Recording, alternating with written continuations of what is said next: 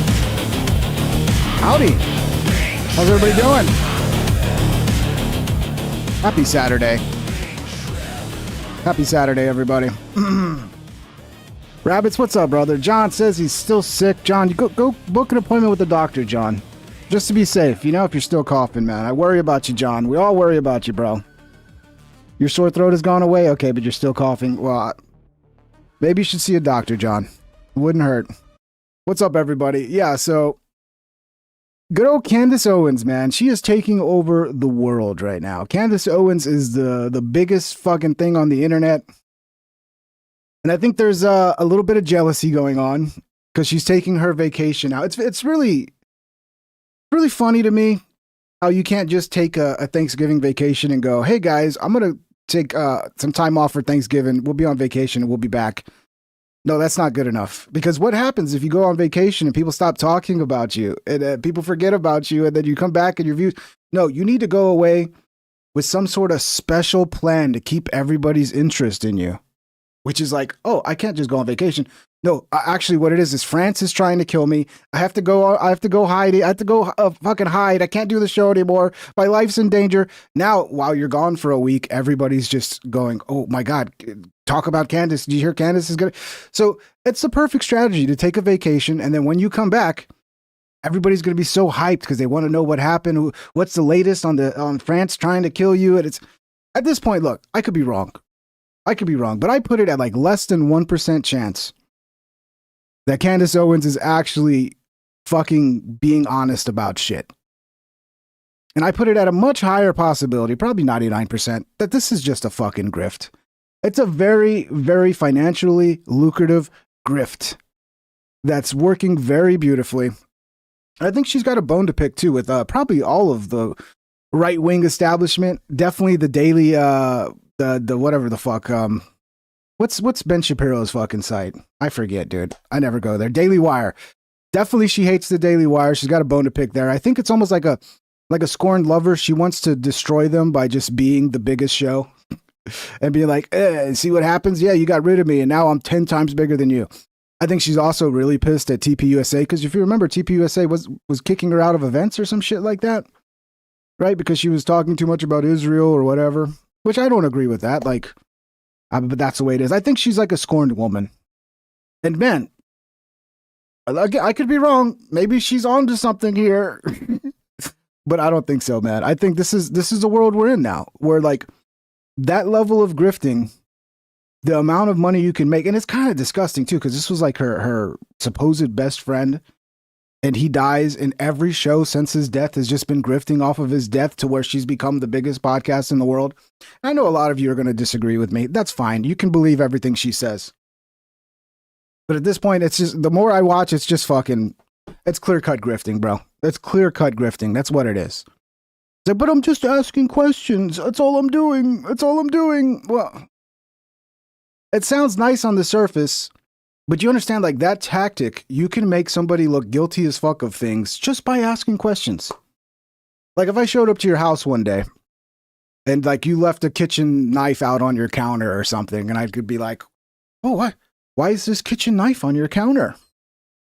Were you planning on murdering me? I mean, it's a little weird how your kitchen knife is just sitting on the counter ready to go instead of being in the drawer. Most people keep their kitchen knives in the drawer. Why is your kitchen knife not in the drawer or in the sink? Why aren't you washing it? Why is it just sitting there? Are you thinking about murdering me? The person could be like, I just actually forgot to put it in the drawer. Like, what are you doing? Do you really think I'm going to murder you? I'm just asking questions. What, you got a problem with questions? Like, it's that strategy. And it's great. It's great because a lot of women love this shit. It's gossipy fucking women shit. Like, it's just soap opera drama, basically, for politics. And it's just, it's really getting old. And I think there is a lot of jealousy, though, on the right wing right now, because the views are down. You can see Tim talks about it. We'll play some clips from Tim. Everybody's calling her evil. She's evil. I don't know. Look, if she really believes what she's doing, if she really believes it, I wouldn't say it's evil. I'd say she's probably maybe dealing with the trauma of losing somebody she loved, and she's just dealing with it, and this is her way of dealing with it. But if she's just straight up grifting for the views and just doing this for the money and for vengeance because she's a scorned woman, then that might be evil. So I don't know. Does she believe it? Does she not believe it? That's a good question. But if she doesn't believe it, and this is all for views, and she's willing to like take the people who are closest to Charlie and make everybody think they might have had something to do with Charlie's death, that's pretty fucked up at the end of the day. I don't know. To me, it seems kind of fucked. But I've really kind of blocked her out because I would pull up clips of hers and I'm like, this just seems weird. I don't know. It's just something about it at face value. Is like, super chatted $5.55. Well, thank you, brother. 555. Hell yeah. 5 times 3 equals 15. I can do math. Thank you, bro. Yeah, smash the thumbs up if you want to see this get out to more people. Links in the description if you want to join the Patreon or you want to become a member on YouTube or you want to join the Discord. And you can yell at me on Discord about how wrong I am about everything. We could do that. But thank you guys. Chirp. Was there a chirp? Did you hear a chirp? There's no chirp. There's no chirps. I keep my fucking fire, whatever the fuck. I keep them. The moment it chirps, I go throw new batteries in there. That shit drives me crazy. I don't know how people can sit there and let their fire alarm just chirp and just don't do anything about it. It's the most annoying fucking sound in the world. She was the #1 pod with the triggered thing. She didn't need to get into the Charlie thing. So you're saying that her grifting off of the biggest fucking political event in a long ass time, that didn't help her get bigger. I'm sure if you looked at her numbers, you will see her numbers got even bigger. And I'm not an expert. Maybe she was #1. I didn't think she was #1. I think she just became #1. But you might be right. I don't know. I didn't dive into that. Tim Pool, let's see. Go on YouTube, pull up conservative personalities you've heard of. Look at their view count. Here, let me pull this up. And you'll see they've dropped dramatically. You'll also see Candace is doing pretty dang well. Behind the scenes, everybody is pissed off because they're like, I wish I was as evil as Candace, where I could just lie to get views. Look, you can have a problem with what Tim's saying here, but it actually is true. Like having morals when it comes to views and making money on the internet, like having morals and trying to do the right thing is actually bad for the bottom line. You know, when you really want to make a lot of money, you got to grift the fuck out of everything and not care about the damage that's left behind. Right? And I think part of it with Candace, in my opinion, is it's a grift. But like I said, I also think she's like a scorned woman and she's fucking angry. She's angry as fuck and she's taking it out on the people she hates. Well, let's hear what Tim's got to say. There's a lot. We got quite a few clips of Tim talking about this because Tim's been talking a lot about Candace. There's a lot of conversations that are happening behind the scenes with prominent personalities in the independent media space, libertarian, conservative, etc. And I spare drawing people into drama. That's why I'm not going to call anybody out. But I've been talking to a lot of people, and I've mentioned this over the past week or so. Everybody knows that views right now in politics are in the gutter. Okay. Candace is doing very, very well, though. Right. And I think, you know, look, if you want to get my professional marketing assessment of this, you take a look at some of these prominent personalities, and I don't want to denigrate, so I'm not going to name them, but guys, I'm telling you this right now. Go on YouTube, pull up whatever conservative personalities that you've heard of, and look at their view count, and you'll see they've dropped dramatically. You'll also see Candace is doing pretty dang well.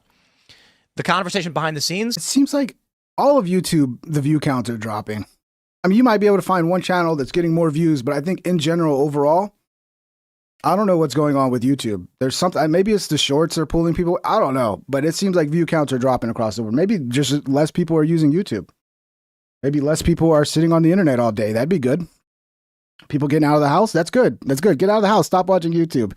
Not when I'm on though. You got to watch me. But yeah, I've seen that trend with like across the board with everything. I don't think it's just politics, but maybe I'm wrong. Everyone knows why. It's exactly as you've described. If people always need the next level, we've talked about this in the past about how they call Trump Hitler. It starts with saying, you know, Trump is bad. Then Trump is racist. Then Trump is very racist. Then he's the most racist. Then he's almost as bad as Hitler. Then he's as bad as Hitler. Then he's worse than Hitler. Because if they write the same article, Trump is racist, nobody clicks it. So they got to give you it's the hit's got to get bigger. You don't feel it anymore.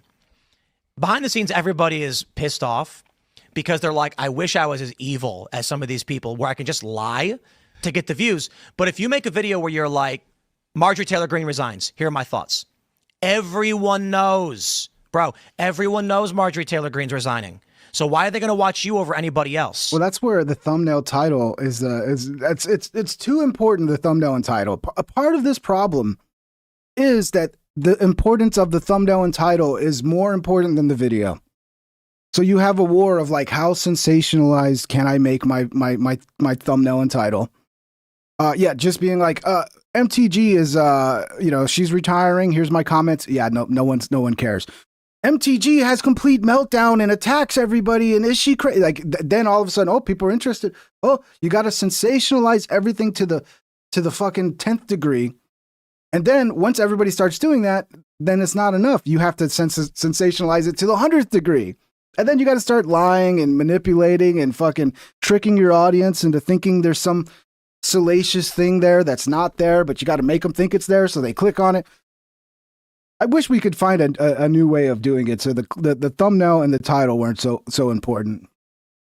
It really is annoying. As a creator myself, like, you could have the most banger fucking video, and if you don't find a way to sensationalize it through the roof to get people interested, forget about it. People enter the space, and we're at the back end of a political year, which was this year is ending, and it was a non-political year. Views are going to be in the gutter, revenue is going to be down, and people are going to be feeling it. You got two choices: stay true, dance with the ebb and the flow. Next year's midterms, views will start increasing for political content. You got three choices: pivot and try and do non-political stuff, cultural stuff that may be of general interest. I think we've tried doing that quite a bit. How about just talking, like, if the views don't really matter anymore, or they matter, but how about just talking about shit you're interested in? How about that?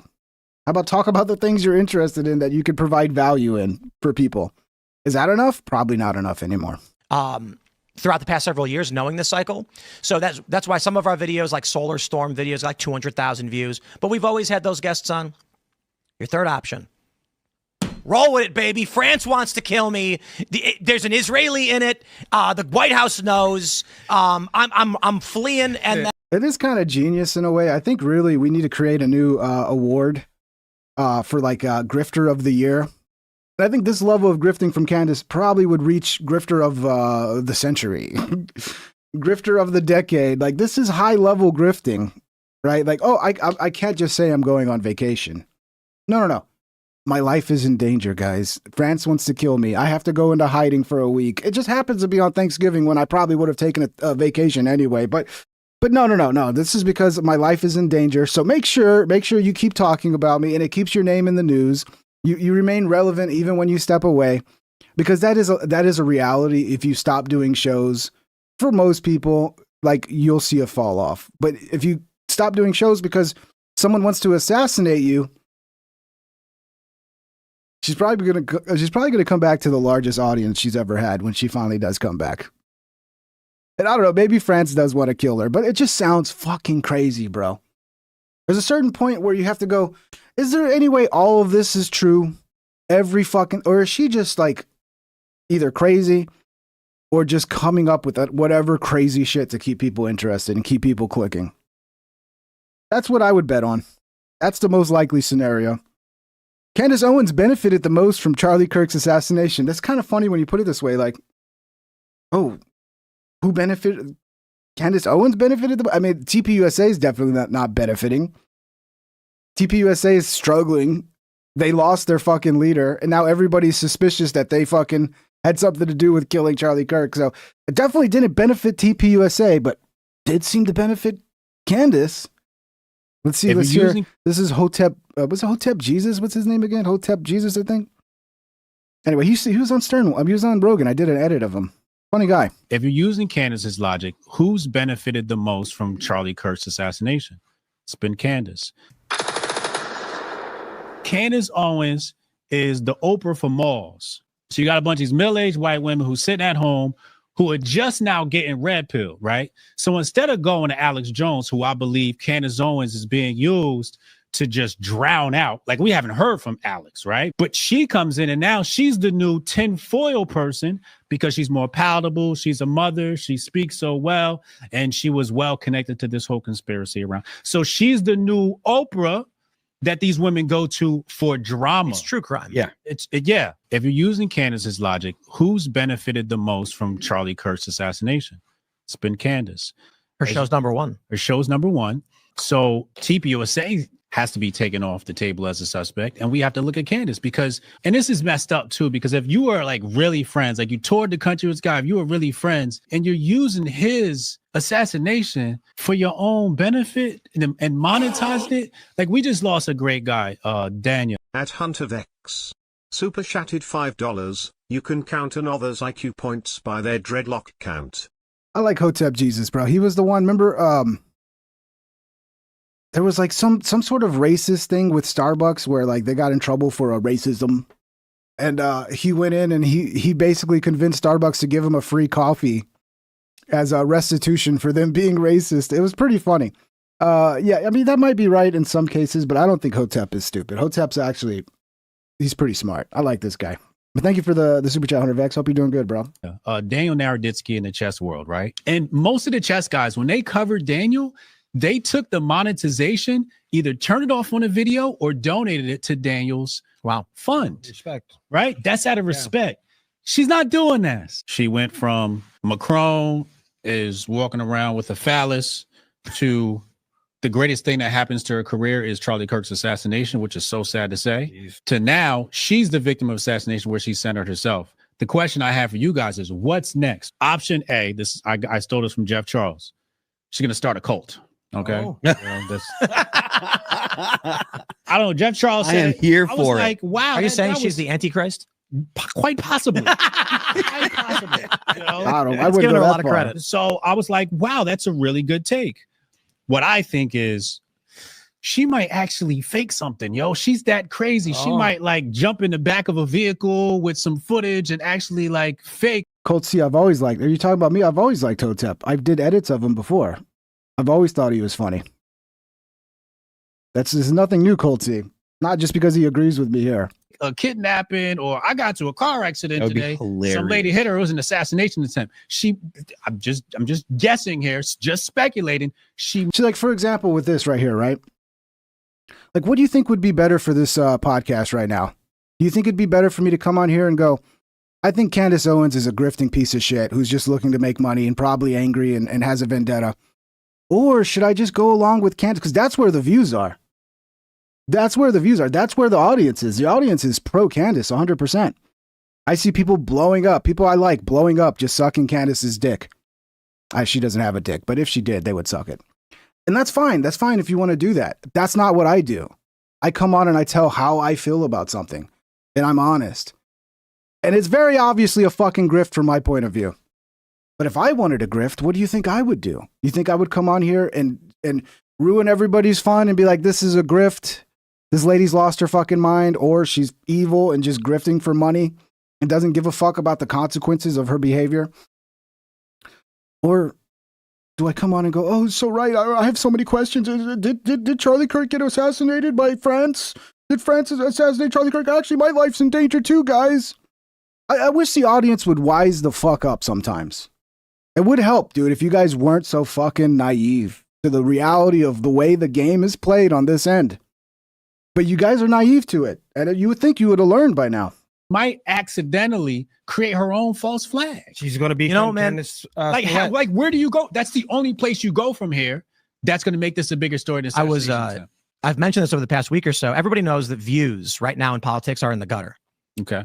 Candace is doing very, very well, though. Behind the scenes, everybody is pissed off because they're like, I wish I was as evil as some of these people where I can just lie to get the views. You got two choices. Oh, yeah. We saw this one already. Wanted to get the Hotep part. Well, let's see. Maybe there's something here. Stay true. Dance with the ebb and the flow. Next year's midterms, views will start increasing. Yeah. No, we saw this part already. Yeah, I wanted to get the Hotep because it is interesting because it's like, who has benefited the most? Candace. People say, no, Candace hasn't benefited. No, she's absolutely benefited the most. She's been fucking making every video about Charlie Kirk since September 10th. We're talking about almost 2 months now, plus. And she's blown the fuck up doing it because people love that shit. People love that true crime fucking conspiracy drama bullshit. So, she's giving people what they want. So in that case, can you blame her? Yeah, I can. I can blame her. What's this one? Trump rap. Let's see. Why is Candace Owens being propped up while others get banned? This is a good question. They also point out, like, everybody keeps talking about how, well, we're not allowed to talk about Israel. Everybody I see talking about Israel is blowing the fuck up. So how is it we're not allowed to talk about Israel, but then most of the views are going to people talking about Israel? It's kind of confusing. I'm like, how come nobody came out and said Candace is in on it? Not his question.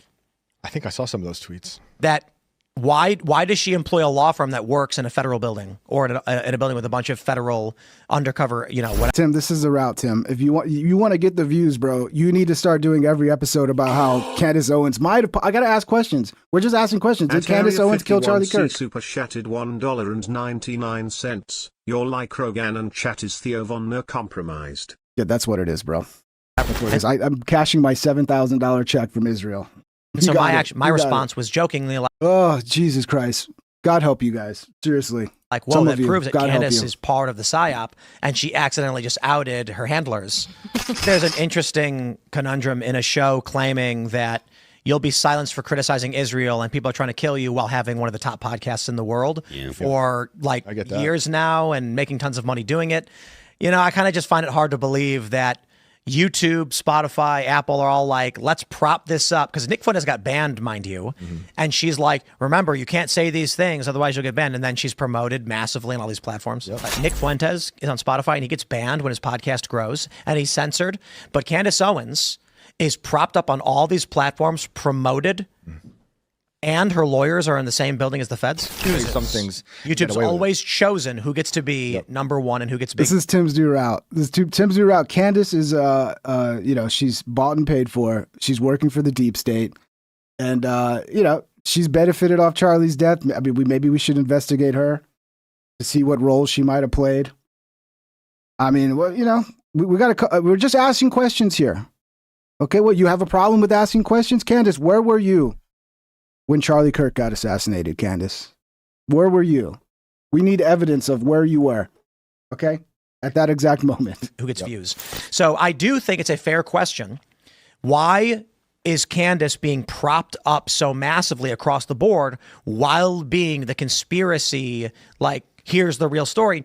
I don't think it makes, it makes no sense that they are simultaneously trying to assassinate her while big tech is propping her up. I will say, though, there is a massive effort amongst a lot of influencers online to make her look dumb, right? So there's like a coordinated effort amongst a bunch of people to attack her. The same way it happened to Alex. Well, that's what happens when you become the biggest show. People attack you. That's just par for the course. So, yeah, biggest show, people are going to talk about you. People are going to grift off you. The people are going to talk about you. That's the way it goes.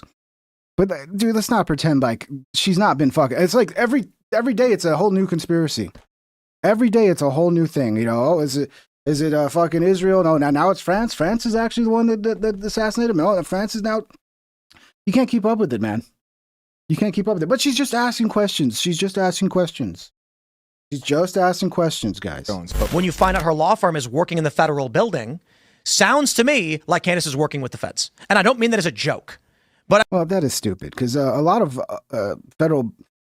buildings that have like federal offices, they also have like regular fucking businesses in those offices as well. Like there's a building I worked at where like the 7th and 8th floor was the Department of Justice, but the rest of the building was just regular shit. That doesn't mean the whole building is fucking working for the Department of Justice. That's kind of dumb. I mean, I got to be honest. If you're being targeted by a foreign government, you genuinely believe so, and they're trying to sue you, and Trump called you about it, there's no way federal national security is not involved. Then I have the question of why is YouTube putting her on the front page? Why are they letting her be number one when Nick Fuentes gets banned? Spocko 2181 super chatted $4.99. Hey, just let the CIA play their games and enjoy the show they're putting on. Yeah, I mean, who knows, dude? That's the problem. Who knows? I just know, like, from my fucking instincts, I'm just seeing a fucking gossipy, maybe crazy woman doing what a lot of crazy women do. But yeah, I guess it's entertaining, right? It's entertaining watching a woman get fucking crazy and just go down every rabbit hole you could possibly think of. Straight off Spotify, considering she's propped up. It's so funny how quickly everybody threw off the official narrative, too. It's like, Oh, there's no way the official narrative is true. There's no way it was Tyler Robinson. There's no way it was this kid.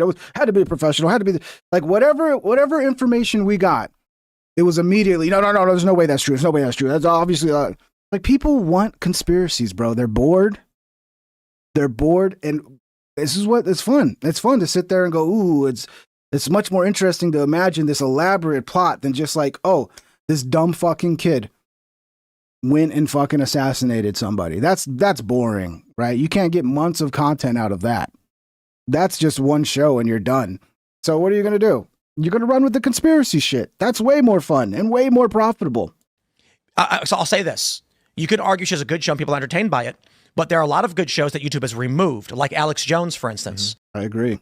Yet she's given preferential access and treatment. Even Alex Jones isn't going fucking full retard on this.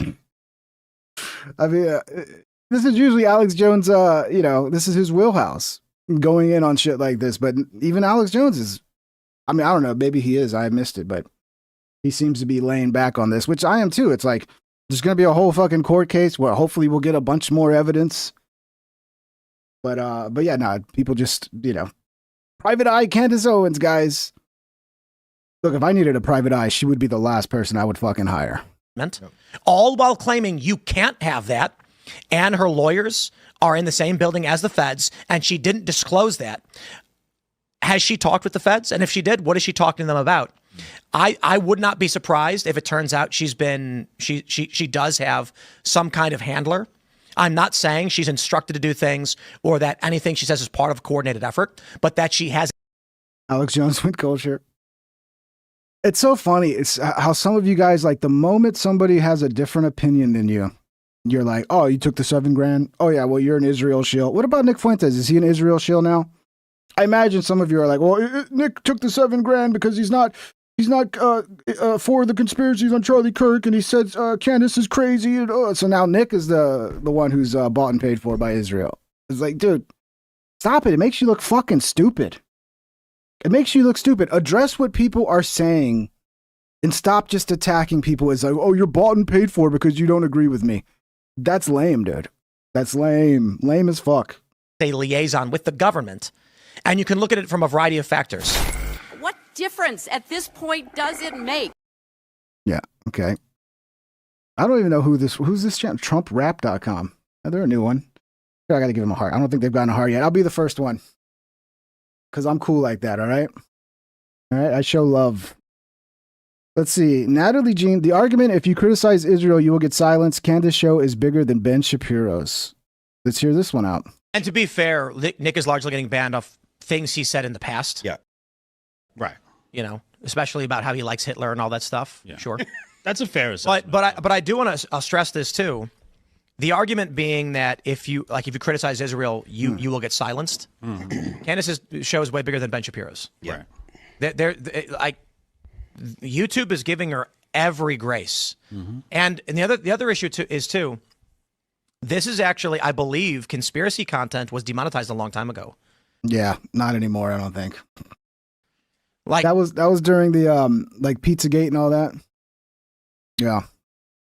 It's hard to shut down conspiracy content. That's what people want. And you shouldn't shut it down. You shouldn't. You got to have people go and fucking face it head on and debunk it if it's a crazy conspiracy. The problem with like a lot of conspiracies is you just can't debunk them. So it just becomes, well, what do you believe? Do you believe this or do you believe that? Like, with all due respect to whatever, Candace is arguing, and at Ronald McSwanson 5154 super chatted $1.99. Candace Owens watched too many Pink Trip edits. Are you saying my edits will make people crazy, Ronald? Yeah, I don't know. I don't know if that's what made her crazy, bro. I think really, look, again, if I was to say what I think is going on, I think she's a scorned woman.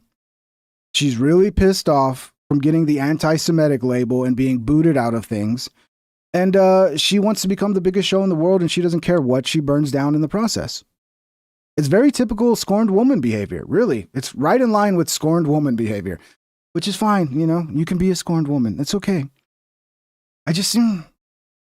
It is a little fucked up, though, when it's your supposed friend gets murdered, and then everybody your friend liked and was around him, that was close to him, including his wife, even though she didn't say his wife did anything, is been kind of implied by a lot of different people, including Candace. Like that's getting a little disgusting at a certain point. And it's like, well, there's no evidence there. Where's your evidence? You're just, I'm just asking questions.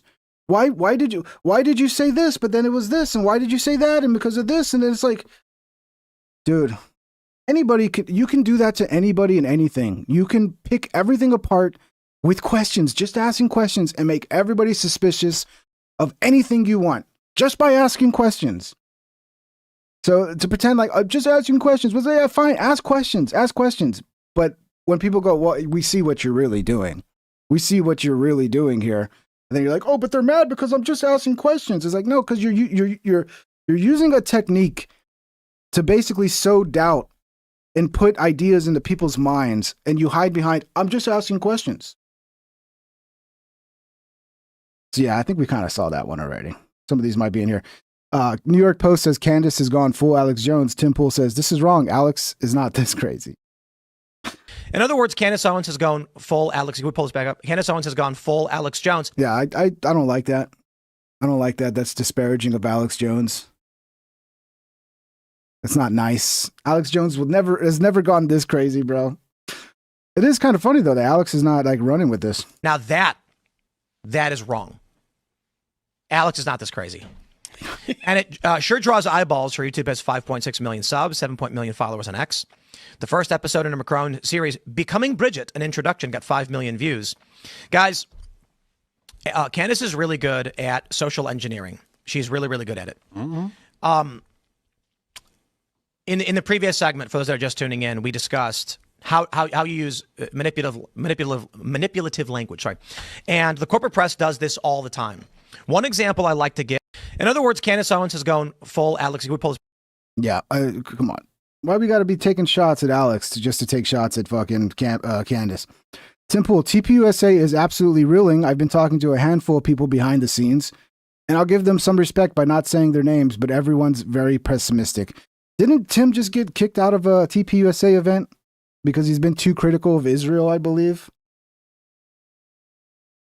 Weird. Tim Pool, of all people, you would think that would never happen to Tim Pool because he's a fence sitter, but apparently Tim Pool is too controversial for TPUSA now. Right. I don't know. You know, what I will say is there's a good point you made about TPUSA is absolutely reeling, and nobody wants to say anything publicly because everybody, look, man, I've been talking to a handful of people behind the scenes, and I'll give them some respect by not saying their names, but everyone's very pessimistic, and their concern is that, and I said it before, I'll say it again, Turning Point's not going to make it without Charlie. No. Behind the scenes, everybody's like, of course. Then on camera, most people are just like, well, and I'm like, well, you know me, dude. If nobody speaks out and calls it out now, the whole thing breaks apart. Right. If no one has the strength, just be like, guys, Candace is ripping everything apart for views, and there needs to be, I don't know, man. I don't know how you help Turning Point without Charlie. That's just the reality of it. But if everybody just wants to be quiet and pretend, this is why the right loses all the time. The Washington Generals, Democrats of the Harlem. Right. You guys realize how much money Candace is making off of this? Like, you think there's no profit incentive? You think she's just doing this, like, out of the kindness of her heart? She's probably making so much fucking money, it's unbelievable at this point. She's probably going to be set for life. By the time the whole grift comes crashing down, she's going to have so much fucking money, she's going to be set for life. Yep, so there's that one. Let's see, what was this one? Candace Owens uses basic social... Okay, yeah, so this is a response to this. Developing story. Candace Owens pulls her show after claiming the White House acknowledged her assassination warning. That's another weird one where she's like, yeah, the White House has confirmed receipt of the report I sent her. And then people are like, oh, the White House has confirmed that this assassin... No, what she's saying is the White House has received the documents I sent them and confirmed they've received those documents. But everybody runs with that. Oh, the White House has confirmed that it's all real. I don't know. Maybe it is. I could be wrong, dude. But again, I wouldn't bet on me being wrong and it just being a fucking grift. I would not make that bet. My bet would be on it's a grift. Like 99% of things on the fucking internet, it's a grift. Oh, wait. Oop, missed this. And then Tim says, Candace Owens uses basic social engineering manipulation. Her post was vague, likely off for Thanksgiving. She can claim plausible deniability when challenged, but posts like this go viral based on the framing she uses. It is fucking genius, dude. Like, next time I go on vacation, I'm not just going to be like, guys, I'm going to go on vacation. I'll be back in a week. I'll be like, oh, guys, actually, I heard that Eritrea has put an assassination order for me. And I just got an email from a high-level Eritrean official who said my life is in danger. So I got to go for a week. Next time I take a vacation, that's how I'm going to do it. That is the way to take a vacation right there. That is it, bro. You don't just walk away and let people forget about you. No, you got to walk away and be like, my life's in danger, guys. I'm going to be assassinated by France. Okay, dude. The French. Okay, here's this one. Look, okay, look, maybe this is real. Maybe this is 100% a French whistleblower, or maybe it's just more bullshit. But let's see. This is the French whistleblower who has reportedly released a video regarding Candace Owens' assassination plot. And if I'm wrong, if this turns out to be real, I will immediately come on and apologize to Candace Owens for doubting that this was real. But right now, I'm fucking doubting Thomas, bro. I'm going to doubt all fucking day about this shit. Rank Colonel DGSE Action Division. For 21 years I ran black contracts in Africa, Middle East, and yes, sometimes on your soil. Tonight, I break every oath I ever took. 2 days ago, a priority cable landed on my desk. Opération Poignard. Target Candace Owens. Client, Unit 8200 liaison embedded inside the Elysee. Well, at least whoever it is legitimately has a French accent, okay? So that's, obviously this is real. They have a French accent. Payment routed through a shell in Cyprus we have used since the Rainbow Warrior days. The directive is explicit. Quote, eliminate the subject during live broadcast. Maximum visceral impact. The blade must be visible. The audience must feel the cut. They want her open from sternum to pelvis while the red light is on. They want the chat scrolling, no, no, no, as her intestines hit the desk. That trauma is the secondary payload. Primary payload is you, the viewers. Break the Americans who still speak. Yeah, because they're so afraid of the retards who watch Candace, which is, I'm sure there's a lot of men, but I bet you it's a lot of like fucking Yenta women who are like, that's the new soap opera. Gone with the Wind got a little boring, but hey, Candace and the Charlie Kirk assassination, now that's a juicy fucking story. That's what it is. They want to send a message to the audience, guys. Against Israel. Make the rest too afraid to open their mouths. And frame it as a jihadi attack to push their geopolitical agenda. Their usual modus operandi. The team is already in country. 4 operators, 2 ex-Legion Blade specialists from Corsica. Ethan, if they wanted her to be silenced, all they'd have to do is get YouTube to ban her. And they wouldn't even need YouTube to ban her. They would just need YouTube to like turn it down and be like, yeah, lower the views setting on her channel so she gets less views. I don't think you'd have to kill her. You would just basically, you would Nick Fuentes her. You would banish her to, the outer outskirts of the internet. Yeah, she'd probably still be big, but she wouldn't be near as big. She wouldn't have near the size and voice that she has now.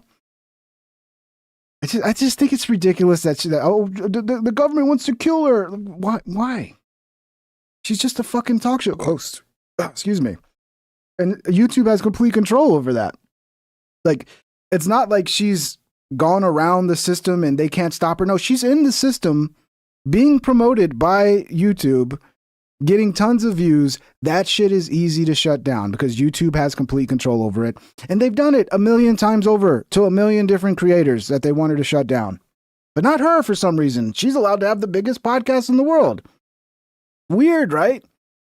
Weird how she's so dangerous to the system, but yet YouTube allows her to get more, 150,000 concurrent viewers? That's weird how they would let somebody so dangerous have such a huge voice. Weird. One woman involved in the job on that Saudi journalist in Istanbul, and a spotter who was in the crowd in Utah. They have her studio floor plan, they have the shift change of her security. Yes, because that's what I'm saying, Layoff Gaming. I'm saying censor her. No, I'm explaining to you how it works. You don't have to murder somebody when you want to shut them up. You just ban them off the internet like millions of people have been banned already, bro. Yes, I'm jealous of Candace. God, you guys, skill works. I thought you were a fan of the show. If I talk shit about anybody, it's because I'm jealous? Is that what it is? Or am I just like giving my opinion on a situation that everybody's talking about? What do you want me to do? I don't agree with you, so that means I'm jealous? That means I got paid $7,000 by Israel because I don't agree with you and I think you guys have lost the fucking plot? Okay, yeah. Guys, I'm gonna go cash my $7,000 check right now. Thank you. Thank you. The only checks I get is from the people who watch this fucking show. From the viewers. So fuck off with that. Circle accepted crypto for information 2 weeks ago. When she cancelled this week's shows, the orders updated immediately. Mobile killbox. Wherever she surfaces next, whether it's an emergency stream, even a goddamn parking lot live stream, they are planning to be there. I sent her the precaution through a cutout she trusts. Burner rules, no GPS devices, no routines. But she is stubborn. She thinks exposure protects her. It does not. It is the bait. If she goes live again without changing her voice print, without hard encryption, without ditching every person who has been within 10 meters of her in the last month, she is as good as dead.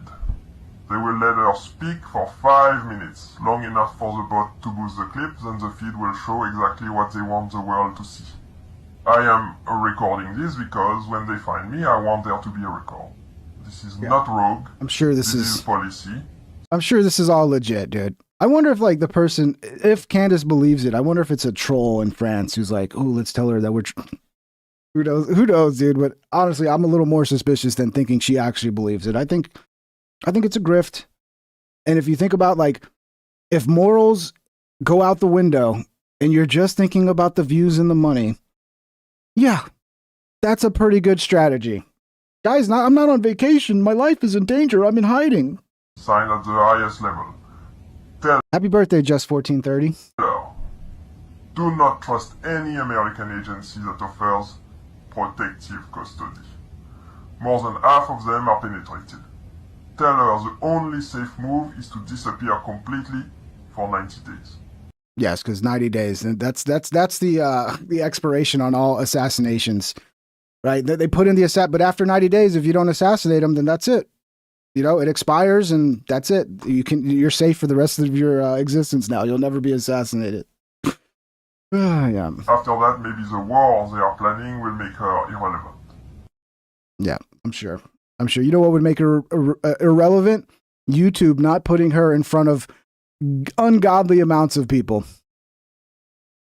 That's what would make her irrelevant. It would happen overnight as well. And the people would be like, oh, why is Candace not getting as many views as normal? Oh, I guess she's not as popular. I guess people don't like her anymore. And then everybody tunes out. Because the fucking crowds are very manipulated by view counts. They see, 150,000 people watching it. This must be great. Oh, I got to be here where the crowd is. This is where the cool people are. This is the hang. And then you take that away and then everybody's like, what's going on? Why are the views down? Well, maybe I should watch something else. This guy, the mafia guy, Candace Owens has certainly become an object of ridicule and hate from many on social media. I hold her husband responsible. Who's with me on it? Who's she married to? I know she's married to some rich dude. I've never really looked at who is Candace Owens married to? Who is Candace Owens married to? Candace Owens is married to George Farmer, a British-American entrepreneur and former CEO of Parler, the social media platform. Okay. Yeah, you remember Parler? Didn't the government shut down, or was it like the App Store took Parler off or something like that? But let's listen to Michael Franchese. He's so cheesy. You know, Candace Owens has certainly been a hot topic of conversation over the past couple of months on social media. I would say ever since Charlie Kirk was tragically murdered back in September. And I'm not going to comment on some of her theories and the things that she said about that and about the Macrons and other people. You know, if that's what her thing is, then that's what her thing is. She certainly, seemed to want to become the #1 podcaster. So she created a lot of controversy. That's what does it seems. But here's what I have to say. Her husband Why would he allow her to do this? Because she is really getting a lot of hate mail. A lot of people are turning on her, really putting her in a situation where people are hating on her. Yeah, but I see that a lot of people are turning on her, and they're kind of annoyed with the strategies she's taken to take over the fucking ecosystem of views. But I don't see the crowds are still on her side. That's what I see. Like, I see anything pro Candace where it's like it blows up. And then if you come out and you're like, it just sure seems crazy, like it sure seems like a grift, it doesn't really blow up. So pro Candace, go along with the conspiracies, just asking questions. That's the shit that's getting the push right now. And, you know, Tim does say, like, this is destroying the right. This is destroying MAGA. Maybe that's why it's getting pushed.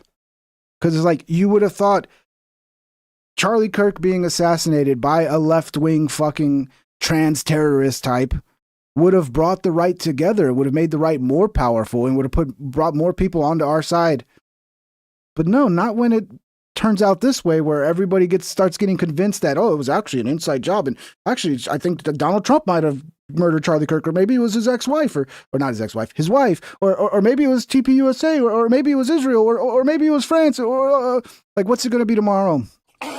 Who's it going to be tomorrow? Who's responsible tomorrow? It keeps changing. At Spocko 2181 super chatted $1.99. He needs to be wearing a leather sport coat. Well, he's out of the mob now, man. He's not allowed to wear the leather sport coat now that he's just a regular citizen, dude. He's just got to dress like a regular Florida Italian guy. But yeah, you're right, though. The leather coat would sell this so much more. Why would you allow your wife to be put in that position? I would never put my wife in that position, not for social media, not for money, not for anything. To be so hated? I mean, she's out there, she's in public. Yeah, she's so hated, but she's also the biggest show in the fucking world. If you could look at the back end and see how much money she's generating per day from her show, how much one live stream generates for her money-wise, I would probably explain things to you. It's like, oh yeah, people hate me, but I'm going to be fucking rich.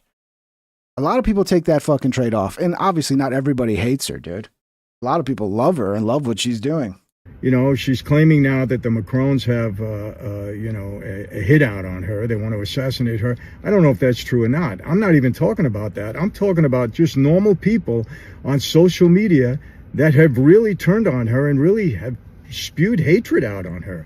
Why would you allow your wife to be put in that position? I hold him fully responsible. I would never put my wife in that position to where people hate on her so much because of what she's doing on social media. This is old school thinking. Like, everything the wife does, basically, you need the man's permission to do it. Why did you allow her to do this? Like, dude, this is not modern day relationship. She's doing her own fucking thing, and her husband's probably got no choice and probably is taking orders from her at this point. Because that's how things work in modern relationships, unfortunately. A lot of relationships are like that. The women are the ones running things. I think that's, 100% wrong on his part. And I don't know what their motive is. He's got plenty of money. They don't need money. It was him that I believe caused her to leave the Christian church and become a Catholic. It's still Christianity, but, she turned to Catholicism. He seems to have a lot of pull over her. Why would he put her in jeopardy like that? I hold him 100% responsible if something would have happened to her. Any lunatic could take a shot at her for whatever reason. How rich is this dude, by the way? Because, I mean, did Parler make a lot of money, dude? Let me see. How rich is this guy? What's his net worth?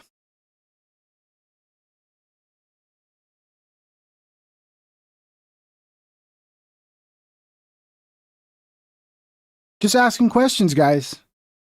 George Farmer's net worth is estimated at 180 million to 240 million. Yeah, that's not enough, dude. She wants to be a billionaire.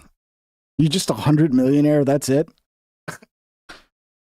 Maybe there's a little competition, too. Maybe she wants to be the breadwinner, Who knows? Clearly, it's not enough, whatever money she has. But she set herself up for it. No one to blame but her, and I hold him responsible. I hope nothing happens to her. But in my view, 100% responsible, not manly, not what a husband should be doing, not one bit. I agree. She needs to be in the kitchen cooking. You get her off the air. She needs to be in the kitchen fucking Preparing dinner, man, like a good wife. So there's also this one that came out. People are saying this is fake. I don't know. But Candace, this is from Project Veritas, not the James O'Keefe, OMG O'Keefe Media Group. This is Project Veritas. Apparently, they're still around. A lot of people don't trust them, but there's this supposed leak text message. So this is from the daughter of Bill Barr, Mary Barr Daly, and it looks like they're trying to fucking take out Candace Owens. Hi, I need you to start working on the blank in Candace Owens case. Question mark. Armstrong will give you the commands, but we need to focus on black and blank first. Work with Armstrong on this. Send some underage girl to secure him. I wonder if it's Nick. I wonder if the other person on here is. If this was real, I wonder if it's Nick. Send some underage girl to secure him. He's an easy target. The harder one is Candace because she's very resistant. Gather the group to come up with a good strategy, but don't waste time for blank. It would be good to have something we could use to put him in jail. I don't want to be on that, says the person responding. Have you been working on the issue with Candace Owens? We need to blackmail her faster. Klasick has been very affected. Tell Armstrong to send the photographer to follow her and also follow her husband. AW want to know if they need to focus on Candace or blank. Blank, Candace first. I'm so angry at her that I can't stop thinking if the things she says about Klasick are taken seriously, they will investigate the use of money in the election campaign. We have to bring out material to destroy her reputation before she gets to us. Now, if this is real, this is huge. But a lot of people don't believe it's real. Representation for Mary Barr stated the texts are fabricated. Meanwhile, neither she nor other subjects of our released texts, such as her father Bill Barr, Armstrong Williams, Jason Miller, nor Michael Ben Airy, have been followed through on their legal threats. Fear of discovery. I think there's even someone that's mentioned in this who's like, this is totally made up. But yeah, Kimberly Klasick, former GOP congressional nominee endorsed by Trump. She's mentioned in here. If the things she says about Klasick are taken seriously, they will investigate the use of money in the election campaign. And she says, laugh out loud, share the phone numbers. These are clearly fabricated. No one has ever contacted me about her video. Project Veritas is being played. True, let's see, they're talking about you, not with you. True, but people are tagging me as if I have any idea about any of this. That's why I would at least like to see the phone numbers to see if I have the context. I don't know. The thing is, it's easy to fake these things. So could it be legitimate? Yes, it could be. Could it also be faked? Most likely. Again, I would lean to fake, but who knows, man? It needs to be investigated. If this is the case, hopefully there's some fucking entity investigating this to chase it down, to find out if it is fabricated or if it is legit. We're talking about text messages. They are very easily provable to be real or not once you get into the back end of the provider. And they have all that shit. They can fucking trace it down and go, yeah, this was a legitimate text sent from this phone number, yada, yada. So you should be able, if you wanted to prove whether this is real or not, if you have access to go to a carrier, like say this is Verizon, and be like, Verizon, we need your phone records from this date to that date. And then you could go through and verify, is this a legitimate text message? And if it is, then, heads need to roll. So yeah, and look, is it out of the realm of possibility that somebody related to Bill Barr would behave this way? No. Do government officials behave this way? Yes. So it could be legit. Who the fuck knows, man? Who the fuck knows? Breaking. At an official TPS USA event, featured speaker Pastor John Amachukwa called Candace Owens evil and demonic. This is the trend now, that everybody's calling her evil, and even demanded applause for it. I'll say again, look, if she believes everything she's saying and she's being legitimate, like she really thinks and believes everything she's saying and every question she's asking, and she's legitimately just trying to get down to the truth, that's not evil. But if she's doing this as a grift to make money, knowing she's just muddying the water, knowing she's taking innocent people who are victims in a way, if you worked for TPSA, you were close to Charlie, this victimized you, and making their victimization even worse. If that's the case, then yes, that is evil. And I lean more towards that being the reality than I am, she actually believes all of this and is just going down rabbit holes. Let's listen to this guy. So contrary to what Candace Owens is saying, who's spending her time trying to tear down the legacy of Charlie Kirk, fighting against Erica Kirk, his wife. I mean, you have to be cruel and demonic to insinuate the things that she has insinuated over the past several weeks. She put Erica Kirk in a difficult spot, right? Because she said, if Erica wants me to stop asking questions, all she has to do is ask me and I'll stop asking questions. Yeah, but what if Erica says, if you go to Erica and say, if Erica goes to Candace and says, hey, can you stop asking questions and stop investigating this and blah, blah, blah, that's going to make people suspicious of Erica. They're going to be like, oh, why is Erica not want Candace to ask questions? Maybe it is true Erica had something to do with this. I don't know. You should test her, though, Erica. See what she says. Obviously, though, she's not. Because, again, if she was to say, please stop doing this, Candace, people will think that Erica is trying to cover shit up. And then there'll be more suspicion on her. She's evil. That's what it is. And a big hand clap goes there. Don't get shy on me tonight. Oh, don't tell people to clap, bro. That's a bad look. That's a bad look. When you start telling people you got to clap there, don't do that. Never do that, okay?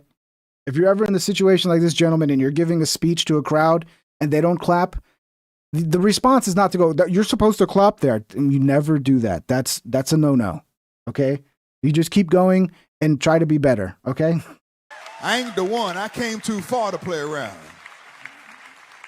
It's evil. It's corrupt. It should not take place. She sounds like a jaded person who wish they were in the role that Charlie Kirk's wife is in, but she isn't.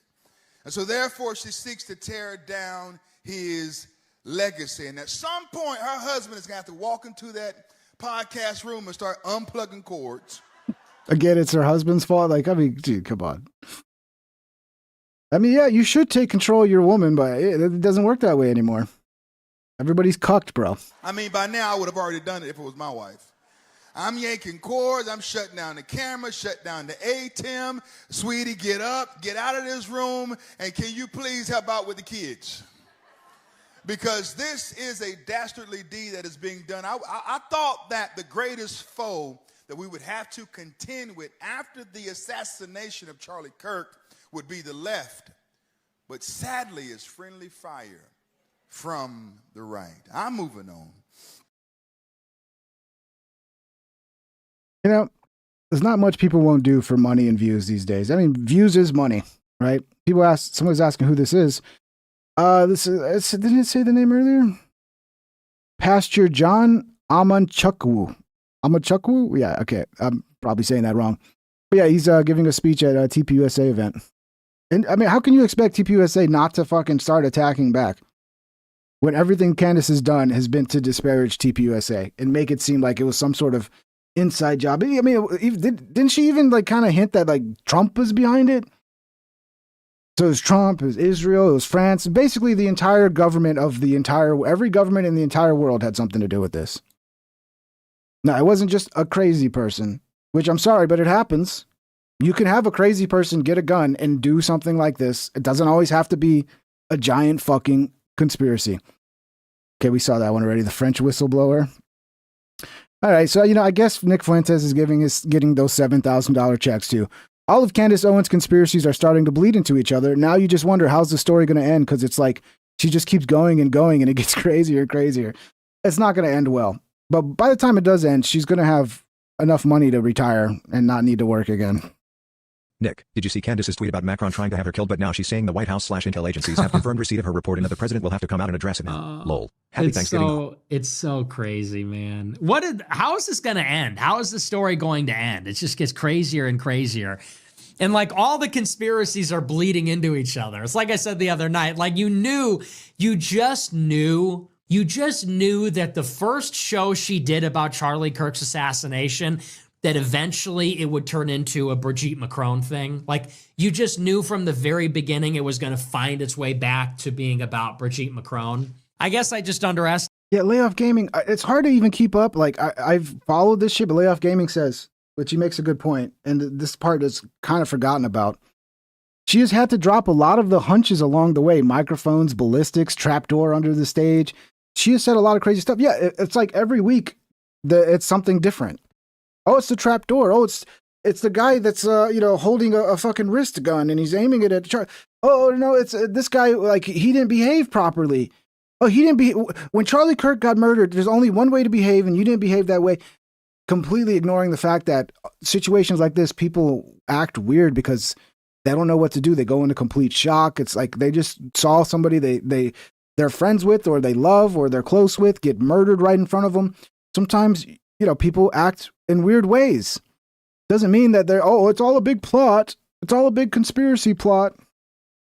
Estimated the extent to. Let's see how you act when somebody gets their fucking brains blown out in front of them, right in front of you. And you're going to make all the right decisions, or you might fucking go into a little bit of shock and act in a weird way. Like, you don't know. You don't know until you're in that situation. Which it would lead back to everything that ever happened. The Stanford prison experiment and MK Ultra and the Nazi regime and Project Paperclip and the French Revolution. So, yeah, like, we knew that was coming. And now you just wonder, how is the story going to end? Because it's like she just keeps going and going, and it gets crazier and crazier. It's like either she's going to be proved spectacularly wrong and get sued and lose all her money. No, she's going to end up with a network show. She's going to end up on CBS doing a daytime fucking, Oprah-style show. That's where it's going to end. She's going to be huge, man. She's the next Oprah. Or, I don't know, maybe she'll be right. Maybe the president will come out and say, leave Candace Owens alone. Big Daddy Waller sent 100. Yeah, dude. Clearly, Nick has taken the $7,000 from Israel here. Clearly, Nick is an Israeli shill. Yep, Nick. How dare you, Nick? How dare you take $7,000 from Israel? Here's another one. I pray I never have a friend like Candace. You didn't have to have known Charlie to know that he believed in what he built at TPUSA. So much he thought it was worth dying for. Attacking his inner circle is a direct attack on him and his legacy. It makes me sick that she's capitalizing off his death. His team had drones. They were texting him footage when he was in the car. So Brian Harpole lied. You see, I used to lay in my grandma's bed and watch Judge Judy with my grandma growing up. And a lot of it, actually, my grandma had a bad hip. So she sometimes had surgeries, and we'd watch Judge Judy. And I remember in my brain, maybe Judge Judy made me like this. I don't know. But it's all Judge Judy's fault. She used to say, if you lie, you better have a good memory. That's the problem with lies. You got to have a real good memory to lie. When you're telling the truth, you don't have to have a good memory because it just happens. So you just say it. And Turning Point is not having a very good memory right now. And it's hard because they did so much speaking in the aftermath that they can't go back and delete files. And so we can add that to our list now of verifiable Turning Point lies. See, they have no actual evidence. They just have, this person said this thing and that turned out to not be true. Therefore, it's all a conspiracy. They killed Charlie Kirk.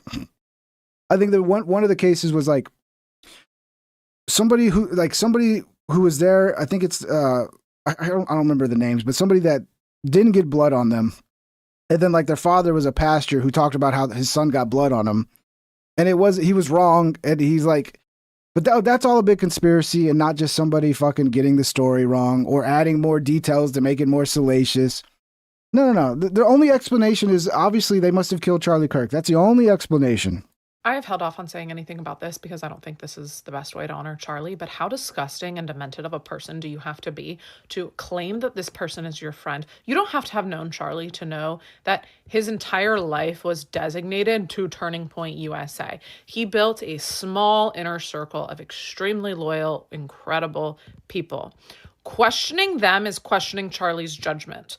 Questioning them is a direct attack on Charlie. How dare she spend the months following. There's no comments getting what is going on? There's no comments being deleted in chat. If there is, it's just YouTube hiding it because it doesn't like the words. Just re-fucking word it. I've not hidden one person in chat. What are you talking about, bro? Don, what are you talking about? Charlie's death, trying to dismantle everything he built. It's demonic. It's quite literally the last thing Charlie would have wanted. You don't have to have known Charlie to know that. He died for Turning Point USA. He believed in Turning Point USA's message so much, and the people that he put there and the organization that he built. He believed in it so much that he died for it. He thought it was worth dying for. And now here's Candace just hijacking the entire message. the entire court of public opinion because of her feelings, because of her conspiracies. And you know what? It's because of money. She is monetizing off her friend's death. They're not friends. Come on. This is insanity. This is cuckoo, nutty, crazy. We're watching a woman going through some form of psychosis, in my opinion. It makes me physically ill to know that she is trying to hijack Charlie's legacy like that. And oh my God, do I have all the sympathy and just heartbreak for the people that he was closest to, that she is attacking. It's so wrong. Oh, there's not hit play again. Somebody said his security team was shitty. Why did they not fucking secure that rooftop? Similar with Trump. Like, why didn't they secure the rooftop? It's worse with the Secret Service than it is with like a private security. Like, and then I hear that it was actually the university's job to lock down that rooftop. I don't know. You think this could have been avoided, like, with just basic fucking security measures, you know? Like, okay, if the universities lied and said they're going to lock down the rooftop and then they didn't, like, what do you do about that? Maybe you should still have people on the rooftops and be like, yeah, we'd actually rather lock that down ourselves to be 100%. And yeah, if you just have one person on that rooftop, this probably never happens. I would assume. Maybe I'm wrong. So this guy did a 14-minute video pointing out the dangerous deception behind Candace's method. This video breaks down how Candace Owens persuades millions not with evidence but with powerful psychological formula that turns questions into convictions and outrage into certainty. Let's watch this. Candace, who is this? What do you do meme? Okay. Owens might be one of the most persuasive voices online right now. What she's really doing, whether she knows it or not, is one of the most effective persuasion formulas on the internet. Her videos on Charlie Kirk's assassination have averaged millions of views, and Candace is incredibly good at one thing: making people feel certain without ever proving anything.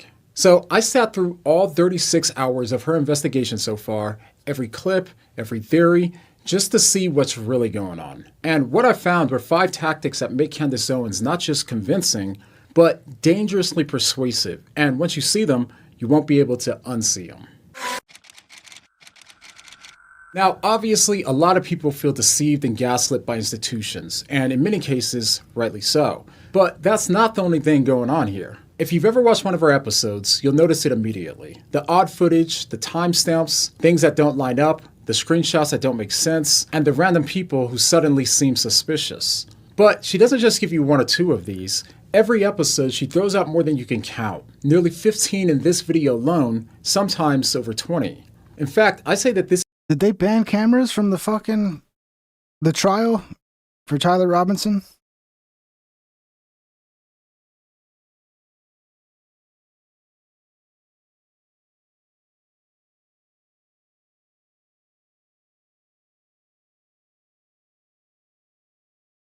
Let's see. No, cameras have not been banned from Tyler Robinson's trial for assassinating Charlie Kirk. Pre-trial hearings allow limited media, photography, and video with restrictions, no filming or photos of Robinson. Defense and prosecution sought a full ban in October 2025, citing a content tornado of publicity harming Robinson's fair trial rights. But 4th District Judge Tony Graff denied it on October 27th, called for more briefing, none filed since. January 16th, 2026 is the full trial date. I want there to be cameras in there, dude. We gotta have transparency during the trial. Like, people are just going nuts with this shit. And I understand, like, okay, you gotta kind of be mum on details right now before the trial because you don't want to spoil things. But once the trial starts, everything should be fucking public. The public needs to see every fucking bit of evidence, every detail. Is virtually the entirety of her episodes. She gathers anything that could look suspicious, even if it could be random or unrelated. On 9/4, Akash Patel as far as November and December. Then we have Frank Turek on October 7th. Well, Megyn Kelly. With so many anomalies being introduced every episode, at least a couple of them will strike you as strange. And given the sheer volume of her claims, your ability to think carefully about any of them gets drawn out by the sheer number of them. By the time you start to think critically about one date or rumor or insinuation, she's already moved on to the next. So eventually what happens is you stop paying attention to the quality of the evidence and you're overwhelmed by the quantity, leaving you to conclude that there's just simply too many strange things occurring for there not to be something more going on. This can be thought of as an anomaly overload. It's what happens when a flood of speculation starts to feel like evidence and when the gaps in our knowledge become proof that something sinister is happening. What's going on here? What are Egyptian military subcontractors doing in the middle of Provo, Utah on the day that Charlie Kirk was assassinated? Okay, so I have the question. I mean, look, again, I know people are not going to believe anything that goes against what they already want to believe, but this is what when I did a little fact check on it, this is what I pulled up. Take it for what it is. Egyptian military plane and Egyptians in hotels. She claims an Egyptian jet loitered near the venue and a group of Egyptians booked rooms in Orem September 4th through 13. Bullshit. FFA flight data shows the plane was a routine cargo flight from Cairo to Salt Lake City for unrelated imports. Hotel records subpoenaed by Provo PD confirm no such group, just standard tourists. Owens begged for the footage on X but got nothing because it never happened. I don't know. And even though she hasn't proven anything yet, within one episode, you've already moved on from curious to convinced. And all she had to do was to keep asking questions. The crime that you were not allowed to commit. Just asking questions. Okay, but her asking questions is exactly what's in question. You realize I could destroy anybody just by asking questions? Yes, you should ask questions, but if the person asking questions is not honestly trying to get to the truth, but trying to create a narrative and disparage, then that person asking questions can do a lot of damage. If you listen closely to her podcast, often she is just asking questions, but in a way where people hear much more than just a question. Sometimes she makes the implications clear, as she did when implying that... Yeah, Rabbits, people probably get annoyed because I say I don't know so much, but I don't know is basically me putting it out there that, like, I don't know 100%. This is just my opinion. This is just my speculation.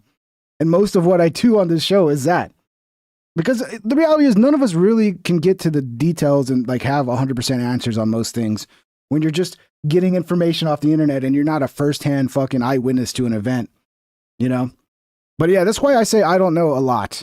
Because at the end of the day, I'm couching what I'm saying with, at the end of the day, I really don't know. But this is my speculation on it. Donald Trump. But people get so upset, Rabbits. You know, it's like anytime I talk about somebody that's popular like Candace, or when I talk about Nick, somebody's like the fans of those people, they get so angry and they just attack. And it gets a little annoying, but I guess it's just the way she goes. Trump was involved in Charlie Kirk's assassination. I think it is a circumstance where we just know that he was truly betrayed in one of the most egregious ways that I think I've ever seen. It has made me lose faith in politics. It has made me fully lose faith in Trump. And my heart aches for the Look, I've lost faith in Trump, but I didn't lose faith in Trump because of Charlie Kirk. fact that he gave so much of his life to Trump and to politics. And they just were like, nope, that is it. And he serves us or doesn't serve us, and we want to move on. And so here's a holiday. Bro, what is with them giving people a holiday after they kill them? As soon as they give you a boulevard and a holiday, they definitely killed you. So it definitely sounds like she's hinting, because she doesn't just straight up say it's all just little tidbits. She's hinting as if like Trump murdered Charlie Kirk now. And it's obviously they gave him a holiday, so that's 100% evidence that Trump killed Kirk. Who didn't kill Kirk? France, Israel, Trump, everybody in TPUSA. Like, Jesus Christ, dude. There's no question. They killed you. But most of the time, it just looks like she's just throwing shit at the wall, dude. Like, every day she's like, okay, what's that? What's the episode today? Okay, we need a new angle. We need a new juicy conspiracy to keep people interested. It falls right in line with somebody just grifting for views, right? Like it lines up too perfectly with that is the motive. That is what's going on here. She stays just short of an accusation. Her questions are often laced with heavy inflammatory suspicion, framed as innocent curiosity, while implying someone's guilt or their hidden motives. So what was the blue plain doing sitting on the tarmac. That's what makes her question so powerful, because it gives her plausible deniability. If her theory collapses, she was just asking questions. But if it turns out to be true, then of course she was right all along. And that has a powerful effect on her audience. It's the way that she frames the questions that makes her audience hear them as evidence for a conspiracy. So she doesn't need to directly accuse anyone because she sets it up so that way her audience fills in the blanks for her. But questions aren't evidence of anything sinister happening. When it comes to actual evidence, is how she controls the evidence that's one of the most important tactics that she uses.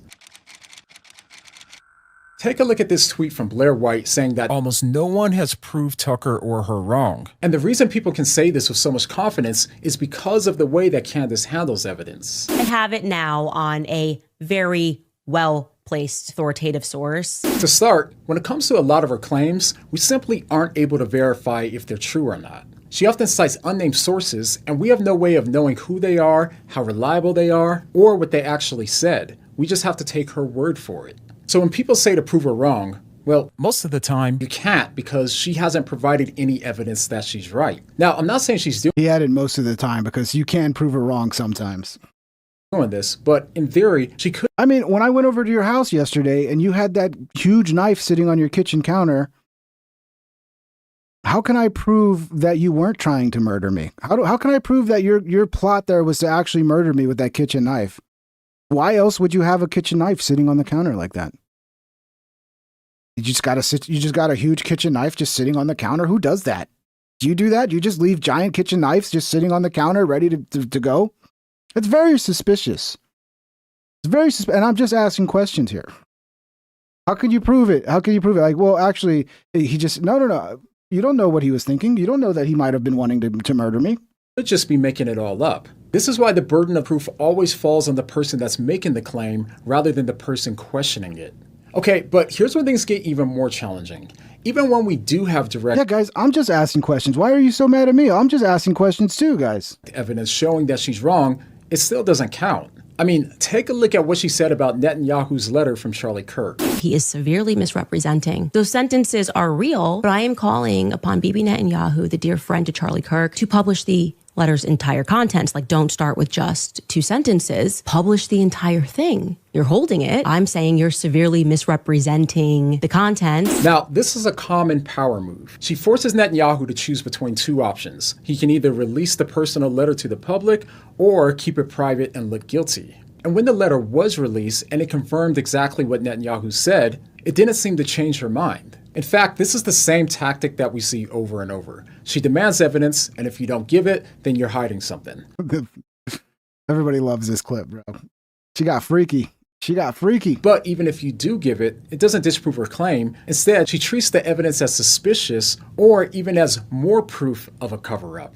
So either way, she wins, and that makes it almost impossible for her audience to recognize when she's been proven wrong. In addition, remember when she said this about Bill Ackman blackmailing Charlie? You're not going to gaslight us and tell us to shut up or call us anti-Semitic for pointing out the fact that Charlie was having a change of heart about the tactics that Israel was using in America, and that he felt when he had left that meeting that he had effectively been blackmailed. But just 3 days later, when Bill Ackman denied it, she said, okay, buddy, I never said you blackmailed Charlie. I asked you if this moment happened. So notice. Dude, black eyes like doll eyes. Oh, Hefe, good point. She's got the Kanye West black eyes thing. What this is a reference to is Alex Jones said when he interviewed Kanye, remember Kanye had the GIMP mask on? That when Kanye took the GIMP mask off, that his eyes were just black, just all black. And maybe she's on. Hey, buddy, I never said you blackmailed Charlie. I wonder if she's on those whatever fucking experimental fucking drug. I don't know, dude. I don't know. Asked you if this moment happened. So notice how she shifted the claim and then frames him as the liar. And that's what we really see going on here, because the way that she gets you hooked is not in the evidence she presents, but in not as bad there. You can see how she frames the evidence. She looks good. She's fine. She's not on drugs. See, at core, humans are emotional beings, and we respond strongest to emotional arguments. And on social media, nothing spreads faster than moral outrage. It gives us a sense of righteous anger, the feeling that we're on the side of good and standing against evil. And people need outlets for their anger. People are fucking angry. You give them an outlet for their anger, somebody to hate. It works. It works. People are pissed, understandably so. But usually when people get angry, they tend to take out their anger on the wrong people. And this is something that Candace has nearly mastered, because in every episode, she leans into moral outrage, not just about what happened, but about why more people aren't as angry as she is. And she regularly questions anyone that isn't digging into the case the way that she is. We all feel that something is spiritually wrong, and yet these people are trying to tell you if there's nothing to. Something is spiritually wrong. What does that even mean? Did God grant her some sort of, did like God give her like a spidey sense, a spiritual spidey sense where like her spidey sense has gone off now and she knows something is spiritually wrong here? The fuck does that even mean, dude? To see here. Okay, but if you pay close attention, you notice that she isn't just assuming the very thing that she hasn't proven, that Tyler Robinson wasn't the shooter. She's also treating disagreement with her as a moral test. In her framing, if you disagree with her, you're not just wrong, you're morally wrong. Or worse, morally compromised. People are afraid to disagree with her, not only because they're worried about being attacked by her and her fans, but they'll also be painted as immoral, naive, or corrupt. So whether she intends it or not, she creates a powerful good versus evil dynamic. And that's why any disagreement that me or others have with her instantly turns into accusations that we're somehow being paid $7,000 by Israel. I know that one. I know that accusation. I get it. When I agree with Nick Fuentes, I'm paid off. When I disagree, I'm paid off. It's like, well, actually, Nick agrees with me on this one, but I guess, Nick is paid off as well, too. So anybody that disagrees with you, yeah, they're bought and paid for, guys. They're just, Israel's put money in their pocket. It's funny because I'm one of the brokest motherfuckers out there. And it's like, yeah, okay. Yeah, where's that $7,000, bro? My bank account could sure use that. Israel, what are we doing here? Is this real? Because I could use $7,000. Okay, I got tax season coming up, and that's always rough. So, Israel, please, I'm here. In their minds, the only reason that you disagree with them is because you're part of the conspiracy. You notice that she doesn't just argue a case, she creates a cause, and the result is what we see today. A fierce and growing community which keeps her audience loyal, even when she has nothing more to go on than a gut feeling. I don't know, but I know. And this is when we get into another powerful tactic, spiritual attacks. That's my favorite part. Lately, she's moved a lot of her attention over to the Christians who don't agree with her. And one thing that she really doesn't like is when Christians use scripture to point out what's wrong with what she's doing, as she made clear in her response to Frank Turek. Then we have Frank Turek, who engages in this same sort of act of psychological manipulation, in my viewpoint. And he defends Mikey McCoy. I think this is on his own show. Here's what he had to say. There's a difference between a possibility and evidence for a possibility. You can speculate on anything you want, but unless you have evidence, shut up, okay? Because all you're doing is causing dissension among the brothers, which is something the Lord hates. So the clip goes on, but she not only labels his correction as psychological manipulation, she escalates it by calling his argument a form of spiritual deception. The other thing he's doing, of course, is the biblical manipulation, which seems to me to be that there has been a military infiltration into the churches. I think we've covered that enough this year. But is he wrong in saying, like, if you have evidence, bring that evidence forward? Otherwise, you're just fucking throwing shit at the wall and making a bunch of people suspicious of people who probably did nothing wrong? And when you're somebody as large as Candace Owens, with as huge of an audience as Candace Owens, if the audience starts to think like, oh, these guys are sus, that's something that could really affect somebody's life. But who cares, right? Get that bag. I've termed that Operation Mocking Pastor, where they just try to find some scripture and justify it. And he's a pastor. He's earned trust. So he's saying she's judging people. The Lord says this. The Lord says she shouldn't look into the trial. The Lord says she shouldn't ask questions. The Lord thinks that people should just shut up, right? That to me is like the sickest form of manipulation. The sickest form of manipulation is to try to present it via the lens of what God would want. You don't have to do that. Just say what you think, say what you mean, and try to manipulate people the old school way, okay? Now, this has become more of a pattern because even more recently, she not That's not what he said. What he said was you're basically throwing shit at the wall. You're asking questions that are meant to implicate people, and you have no evidence.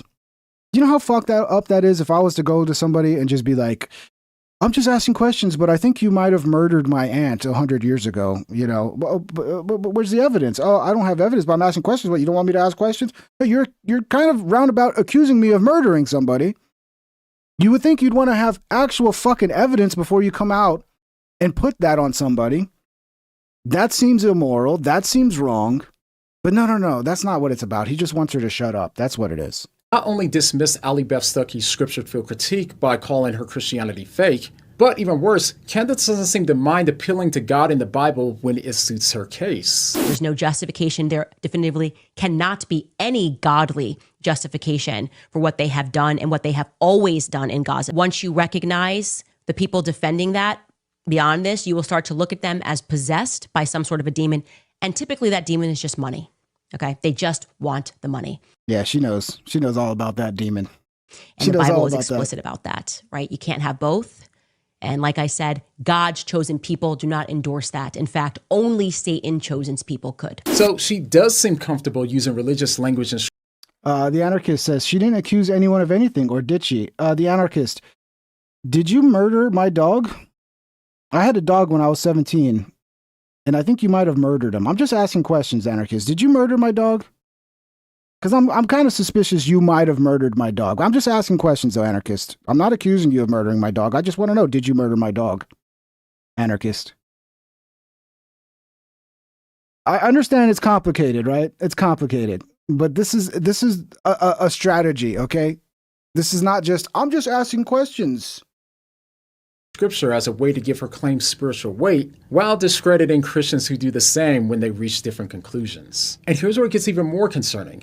Listen to how she uses exactly. Prove you didn't murder my dog right now. Uses spiritual language here. I am begging you all, those of you who go to these mega churches, those of you who are evangelical, who follow these evangelical influencers, you are probably noticing about now that they are mum on the topic of Charlie Kirk. They want to move on. Legato, you could ignore her or not give her content. Yeah, it's a slow news day. I need shit to talk about. I need a show. This is all the shit I'm seeing. This is what my feed was filled with. And she doesn't need me. Have you seen her views? Do you think me talking about her is going to blow her up? Have you seen my views compared to hers, bro? They want to let it be known that it's just a trans shooter. Not one of them is standing up and going, no. I spiritually feel that something is wrong. We all feel that something is spiritually wrong. And yet these people are trying to tell you that there's nothing to see here. That needs to be your wake-up call. So first, she treats her instincts as spiritual signals from God. And second, anyone who doesn't share those instincts is framed as spiritually blind or spiritually compromised. They are asking you to set aside your instinct, your gut instinct, your God instinct. You recognize something is wrong. However, this is ironic given the thousands of your God instinct comments that people have left on my videos saying that they did trust their spiritual instincts and it led them away from Candace. They felt like something was off in their spirit, and not with the people that she critiques, but in the way that she's been approaching things lately. And by the way, if you felt that too, I stopped listening to her years ago because she gave me the mean girl in high school vibe, full of gossip and slander. I never thought she was either evil or insane, though, until now. But in the way the fruit of the Spirit is love, joy, peace, patience, kindness, goodness, faithfulness, gentleness, and self-control. A true Christian will display these qualities in their daily lives. Does Candace display these qualities, or do you see more of hate, gossip, backbiting, spreading lies and mid-truths, accusing and anger? I know what I see. The way that she's been approaching things lately. I don't think either of these comments are off the mark. I think they're pretty accurate. Sometimes y'all commenters know what the fuck you're talking about. By the way, if you felt that too, if you believe that something in your spirit is being unsettled by what she's been doing, go ahead and write it down below in the comments. And not to attack her, but just to see how many Christians have been sensing the same thing. Guys, God's been spiritually telling me that Nerio Sal murdered my dog. Sorry, whoever I accused last time, sorry, I was wrong. Actually, it was Nerio Sal. Nerio Sal, did you kill my dog, Nerio Sal? I know you live in Italy, but have you ever been to America, Nerio Sal?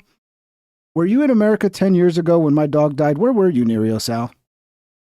I'm getting a spiritual fucking message from God that Nerio Sal murdered my dog. Okay? I'm just asking questions. Nothing has changed. So at this point, this has been going on for months now. She's currently made almost 40 episodes on this topic, and she keeps telling our audience that they're getting really close to solving this case. Bro, you know what's going on. The views blow up and you can't change topics. People get captured by their views. It happens all the time.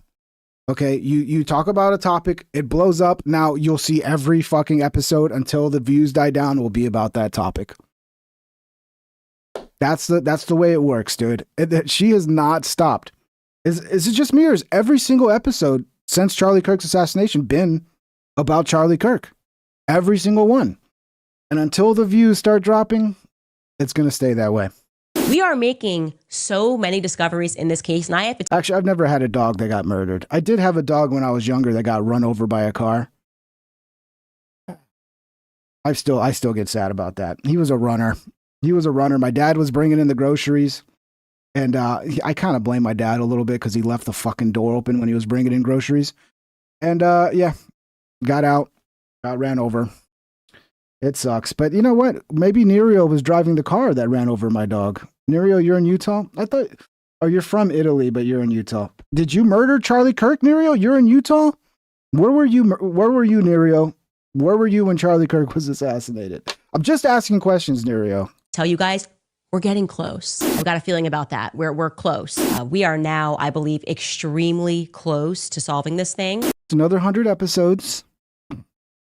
Just once the views die down, then it'll be over. And their panic is making me think that we're getting closer to something, and that something is pretty big. And I just sense that we're getting close. I sense that we are getting very close. We're getting low, very close, I think, to what actually happened on that day. But at the time of recording, none of her episodes have gotten us any closer to a single verifiable theory. And at the end of the day, Candace isn't the first person to confuse her moral instincts with truth, and she won't be the last either. Yeah, her instincts also line up with the thing that's going to make her the most fucking money. I really think there's some bitch-ass woman shit going on here where she is fucking angry, dude. She's angry about the Daily Wire firing her. She's angry about TPUSA kicking her out. And she wants to prove them all wrong. And she kind of has now. Look at me. I got the biggest show. You all wish you were as big as me now. I think there's some petty shit like that going on as well. The louder the women are fucking petty, dude, and they don't let things go. They will hold on to a grudge forever. Whereas most men, they'll get pissed off the next day, they forget about it, they move on. Not women, dude. Not women. They'll hold that grudge forever. World gets, the more that people will mistake confidence for credibility and emotion for revelation. But scripture calls us to test every spirit, and we should. Oh, somebody! I forgot I even had Dante. Dante, you're a mod, all right? Hey, Dante, just don't remove anybody unless like it becomes spamming, dude. Like if they're just attacking me, who gives a shit? There's no way to get around that. But if they're just spamming over and over and over, then yeah, then you can get rid of somebody because I don't want people spamming. We should ask questions, especially of the voices that might feel righteous. And I forgot I added you as a mod, Dante. I totally forgot. That includes my words just as much as hers or anyone else's. You can ask yourself. That's a high-level responsibility, Dante. Take it. You're the only mod. Well, you and Andy's random edits, but Andy's a working man who doesn't get to make it to every show. So, high-level responsibility, Dante. You have to behave like a professional. Okay? Much love, brother. Thank you for the help. Where am I letting emotion or outrage replace evidence and truth in my life? Because if we don't learn to recognize those tactics in the voices that we admire, then we'll never be able to recognize them in ourselves. And the moment that we stop testing what we hear is the moment that we stop noticing when we're being led somewhere that isn't grounded in the truth. All right. Thank you guys so much for watching. You know, it's hard to debunk her too, because again, it's like, Nuriel, can you debunk that you murdered my dog? You know, it's like, dude, it's pretty obvious to me the technique she's using here. Let me see if I can find a word. I'm sure there's a word for this technique.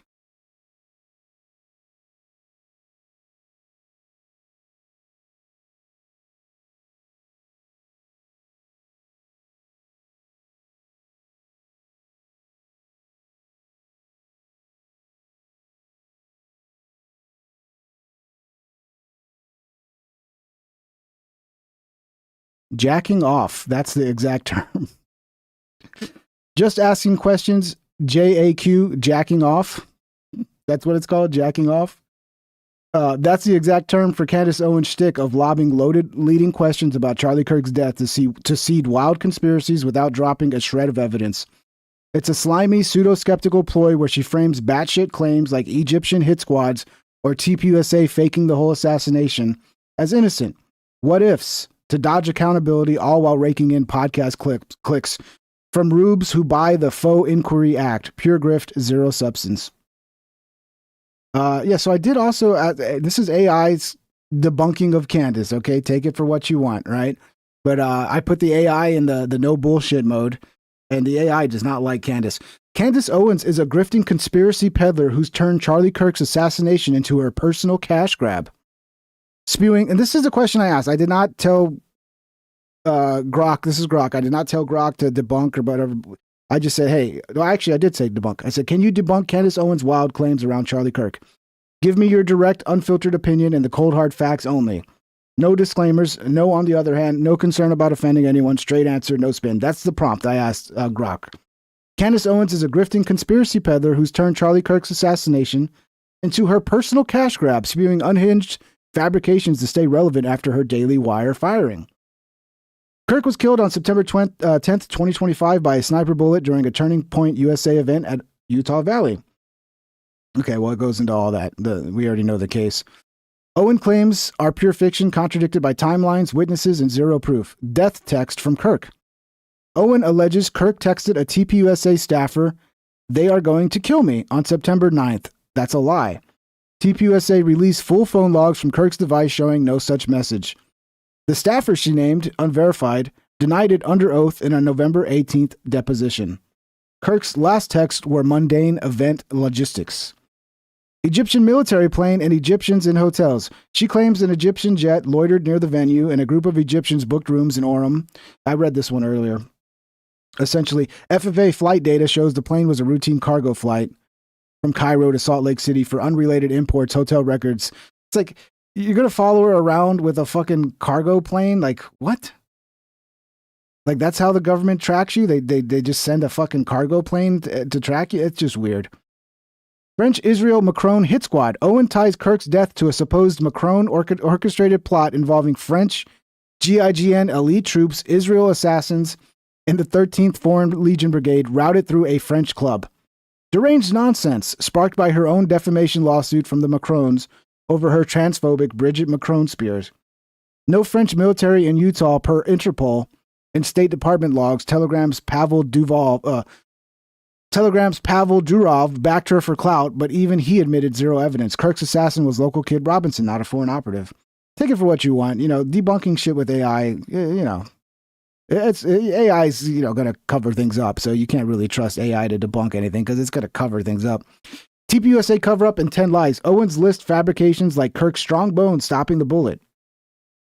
We're going to get into that one again, huh? Yeah, it's impossible, guys. It's impossible at 30-6 would fracture and not actually create an exit wound. Impossible. It's never happened in the history of the world, guys. Kirk predicted his death. Owens shared 2018 text where Kirk joked about gut feelings of being wiped out like Moses. Context: stress over early TPUSA growth, not prophecy. She morphed it into a dream betrayal vision post-death. Didn't she have a thing where she like her dreams were informing? I remember some weird shit about her having a dream and shit gets weird. Threats and last chance intervention. Claims Bill Ackman threatened Kirk in the Hamptons week prior with a ton of money to stay pro-Israel. Fabricated. Ackman was in New York fundraising, no meeting logs, and Kirk's calendar show he was in D.C. Kirk faced pro-Israel pushback for platforming Owens pre-2019, but he chose loyalty to donors over her. That's why she got booted from TPUSA. Let's see here.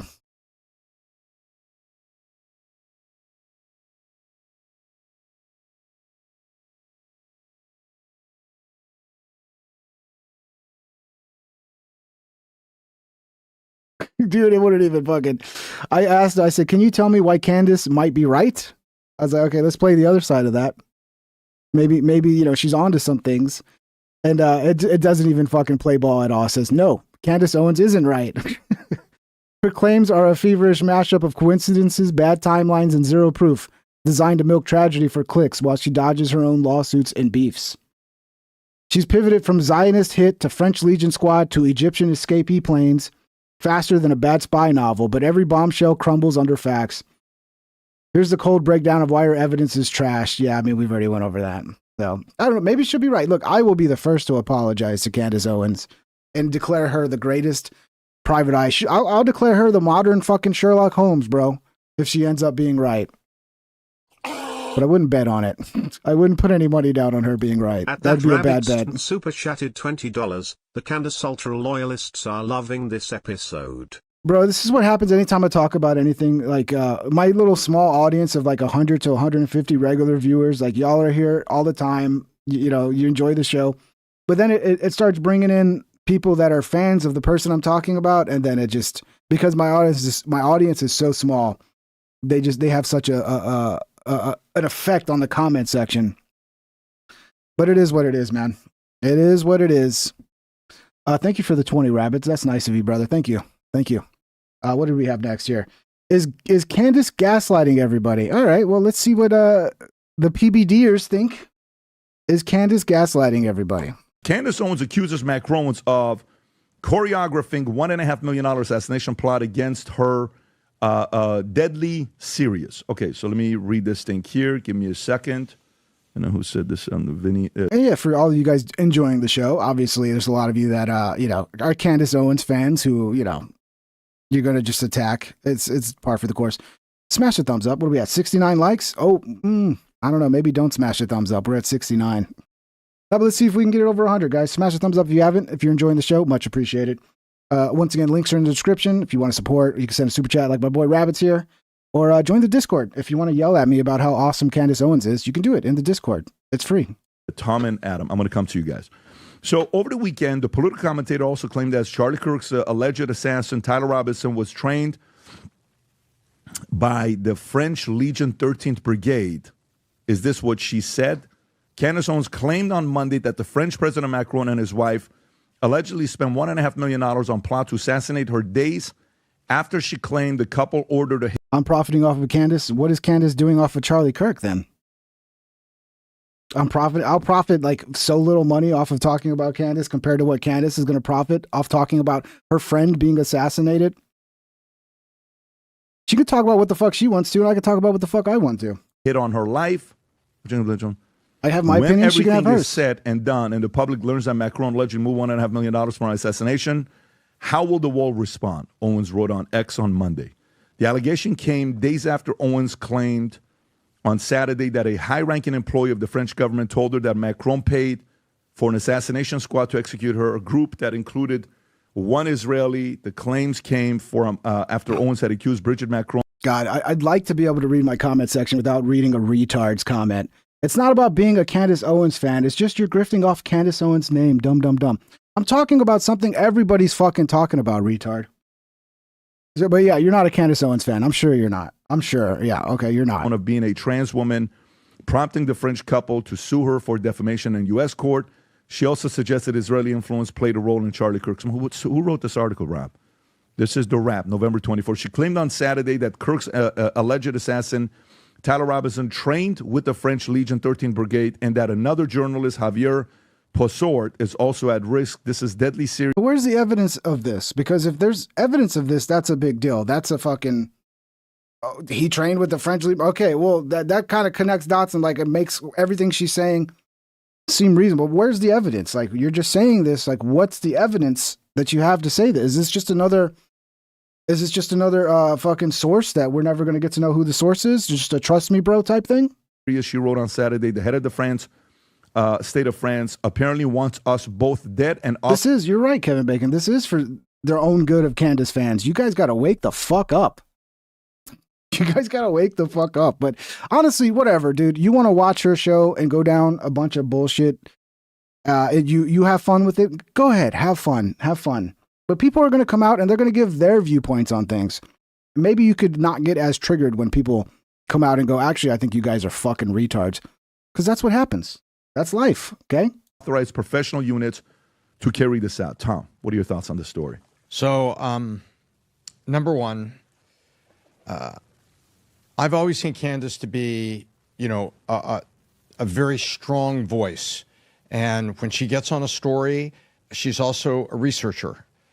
We've known her. We've had her on here. We spent time with her.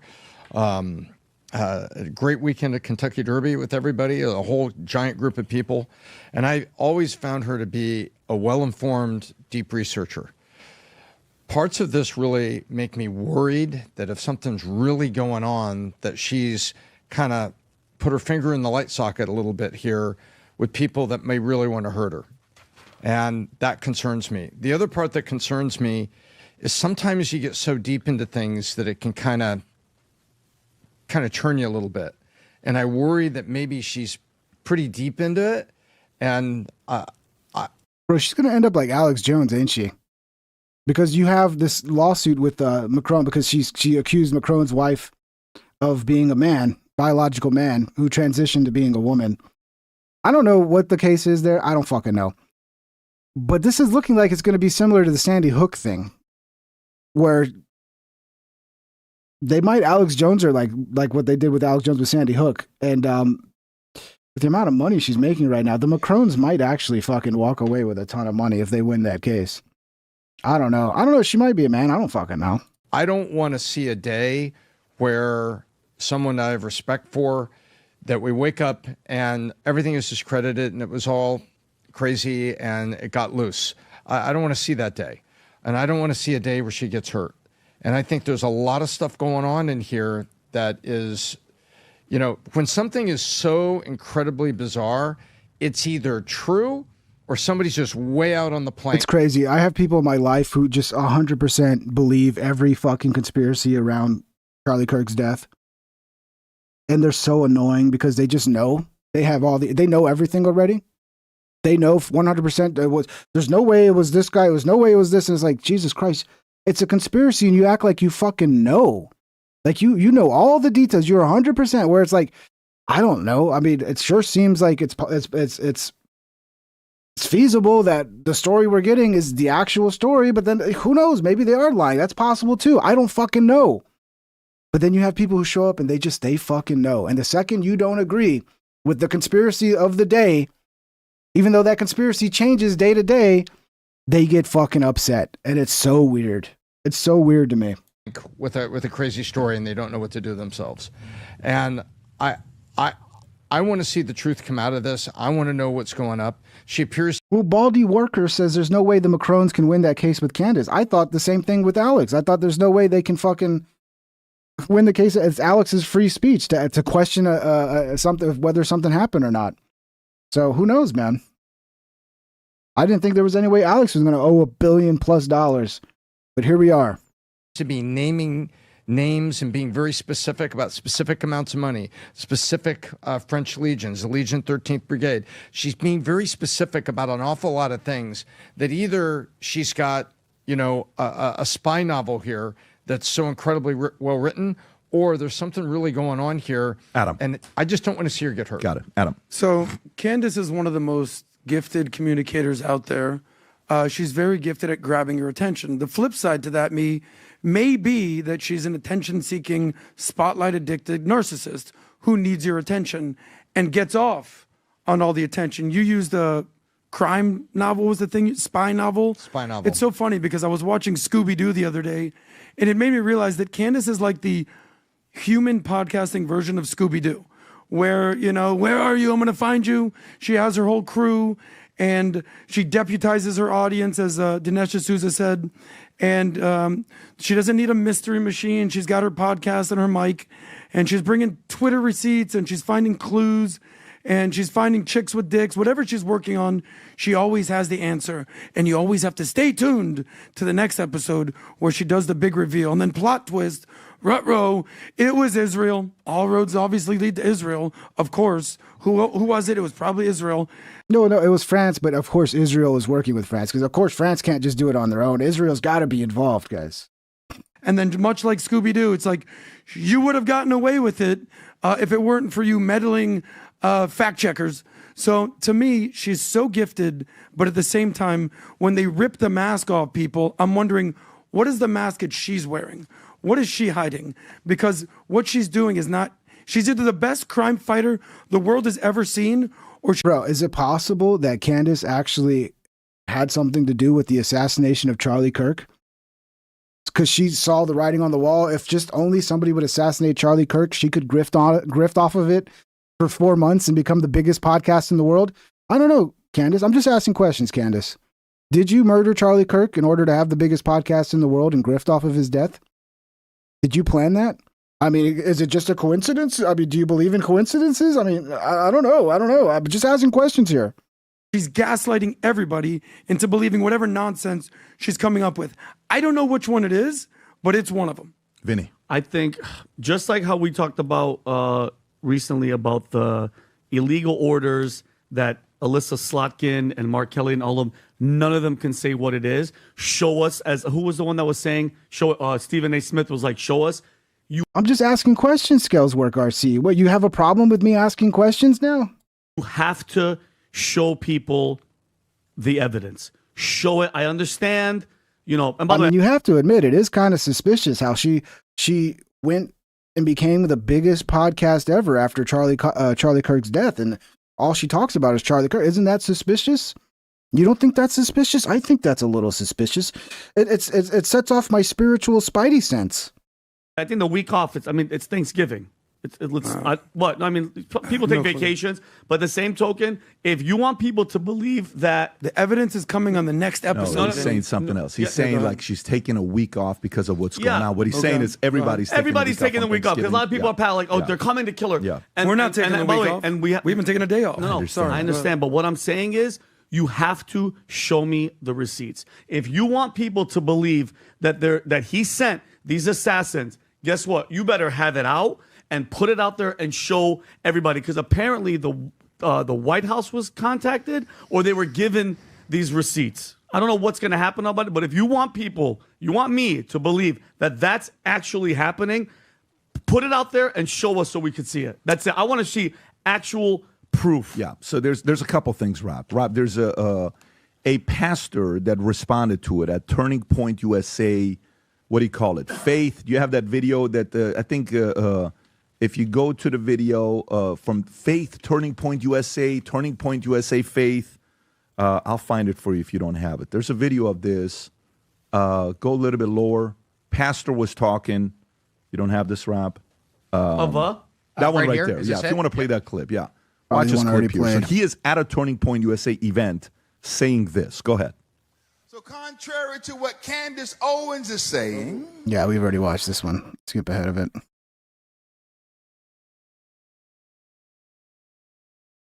I got a new keyboard today, guys. Look at that. Look at that beauty. Can you guys see it on screen? Yeah, look at that.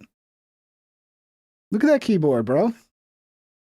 The only thing is it's a gaming keyboard and it lops off where you have like the number keys on the side. Nice because it's shorter, but then I'm missing the number keys and I'm used to using the number keys. I don't know, I might have to just get used to it. I'm moving on. Anyway, I figured I'd show off. Ask you, Rob, is this with my $7,000 Israel check, guys? I got me a new keyboard. Thank you, Israel. You bought this mic for me, Israel. Thank you so much. This pastor followed by Erica Kirk? No, it's a still series. I can find out. Let me take a look. Can you What's his find name, by out the way? if this pastor, because I don't know who this man is. Obviously, he's a John, good speaker. How do you say his last name? Follow him back, Robbie. Is likes it you. Reverend Jordan? Is it Jordan? Robbie loves you. Aman's Follows cool. you, John. See if Aman's Erica cool. Kirk follows. Follows Is there a They're not even going to attempt to say his name. That's a hard name to way say. to test that, Rob, or check it? Or I guess do you follow Erica Kirk? I'm not sure. You better, Rob. Okay, so follow her and then go back and see. I don't think you clicked it, Rob. Did you click? He did. He did click follow. So let's just see. Okay, go a little bit lower. I don't know this. Go a little bit lower. Go a little bit lower. Go a little bit lower. Nope. So he doesn't follow Erica Kirk. Now, does Erica Kirk follow him? Okay. Is there a way Is to this see what we're like doing? people that you follow that What does it follow? matter, dude? Do you guys know what I'm asking about here? Because what I'm trying to say is, and was Erica Kirk live at this event? Was this a Erica Kirk TPUSA event where the two of them have collaborated before? Has there been a collaboration with the two? Okay. Has there been a collaboration with the two at all? Like if you go on YouTube and type in Erica Kirk and this pastor's name, if you can go on YouTube and type in Erica Kirk. Also, the new keyboard, sorry to derail, it's also super fucking quiet, so you can't hear it when I fucking type. I love it, dude. Sorry. You'll see where I'm Sorry. going with Getting this. bored with fucking PBD over here. Let's move on. I don't know. Does Charlie Kirk follow? Who does Erica Kirk follow? Who gives a fuck? What are we doing? I guess you got to fill time. So it's weird, man. We had remember we had that Cam Higbee, and then another dude. They went to Dearborn and they did this stunt where he was like, he took a Quran and he was hitting it with some bacon. And they really seem to rile up the Muslims over there in Dearborn. And then now we're getting fucking all kinds of terrorist shit going on. I'm very sus. I'm just asking questions, guys. I'm just asking questions. Did Cam Higbee kick off a fucking jihad in this country? I don't know, but I'm just asking questions, okay? Could all be Cam Higbee's fault. An Afghan national was just arrested in Texas for making a terrorist threat, claiming he was building a bomb to blow up Fort Worth. As if we needed even more proof that Biden and Psaki lied when they said these people were thoroughly vetted. They imported literal terrorists. I don't know if they were working for the United States, and this is another guy who was working with the United States in Afghanistan. They probably just, that was enough of a vetting. Like, oh, he risked his life. Because you think about, like I said this last episode, morally, it seems like the right thing to do. You invade a country, and then a segment of that population works with you against its own country, putting their lives and the lives of their family members at risk. And then you just flee that country, and now it's basically a death sentence to that person who helped you. And morally, it seems like you'd want to bring those people over and go, okay, we're not just going to leave you there to die after you risked your life for America. But then some of these people are getting here and they're now crashing out. So it's like, damn, you would think these would be the safest people to bring over. But I think they're getting to America and they're getting fucking radicalized by America. They get to America and they're like, oh, this place actually sucks. I don't know. I don't know what's going on. Well, this just in. We have a Fox News alert from Brooke Taylor. You won't believe this. DHS is confirming that an Afghan national was arrested Tuesday after posting a video of himself on TikTok indicating he was building a bomb with an intended target of the Fort Worth area. Mohammed Dawood Al-Okazai is charged at the state level with making a terroristic threat. According to DHS, listen to this. He came to the United States. Yeah, that would be the other option. Somebody said that last time too. Relocate to regional allies. Like, yeah, take them out. Don't bring them back to America, but just let them go to a safer country. But I guess you have to get the country's permission. Like if you're going to send them to Egypt or some other country where they could be safe and there's no risk of like retaliation against them and their family. But then, I don't know. I mean, that is an option, I think, in theory. As part of Operation Allies Welcome. So here you have it. This happened Tuesday. Texas Department of Public Safety. This is a second Afghan national, second one this week. Operation Allies Welcome. He had a terror plot. We know it comes the same week that deranged individual, that alleged assassin, took out two of our heroic National Guard, came here on the same program, Operation Allies Welcome, a program that we were assured time and time again by Mayorkas, by Jen Psaki. Or is it possible that some of the people that came under the Allies Welcome program weren't actually allies? Did some Taliban, Al-Qaeda type sneak in and take the place of somebody who was working with us? That's possible as well. It's weird. By Joe Biden himself was safe and secure. But here we have a second data point in 1 week that it was not safe. It was not secure. And we've got to look very hard at this program as President Trump is vowing to make change. Well, Kayleigh McEnany, man. You guys still in love with her, huh? Yeah, she's a cutie. She's a cutie. I still think she's cuter than Caroline Leavitt, even though Caroline Leavitt, she's a looker too. So they've labeled this guy as white. So guys, this is more right-wing, white, national extremist terrorism. This is why it's just, they do this shit all the time. Yeah, this is a white guy. This is the whitest looking guy I've ever seen. Definitely a white guy. Funny. Here he is. Basically, this is how they got him. This guy was so dumb. He went on I guess a Skype call or whatever. Maybe this is Discord. And I literally said he was planning on doing this. And you can see he's on a call with like other Afghanis who are like, they're totally not down with this. Like, I think he got turned in by his own people.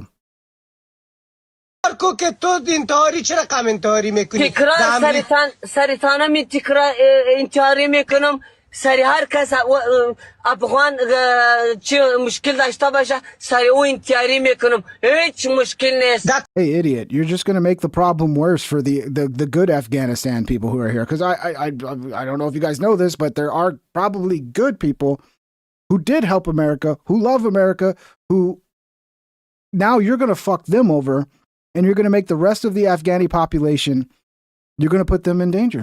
You really are. If you start doing shit like this, you're going to make it to where they might get removed. They might get sent back to Afghanistan, or people just in the country, they're not going to be, everybody's going to be worried every time they see an Afghanistan. They're going to be like, oh my God, is this, it's just, you're fucking over your own people by doing shit like this.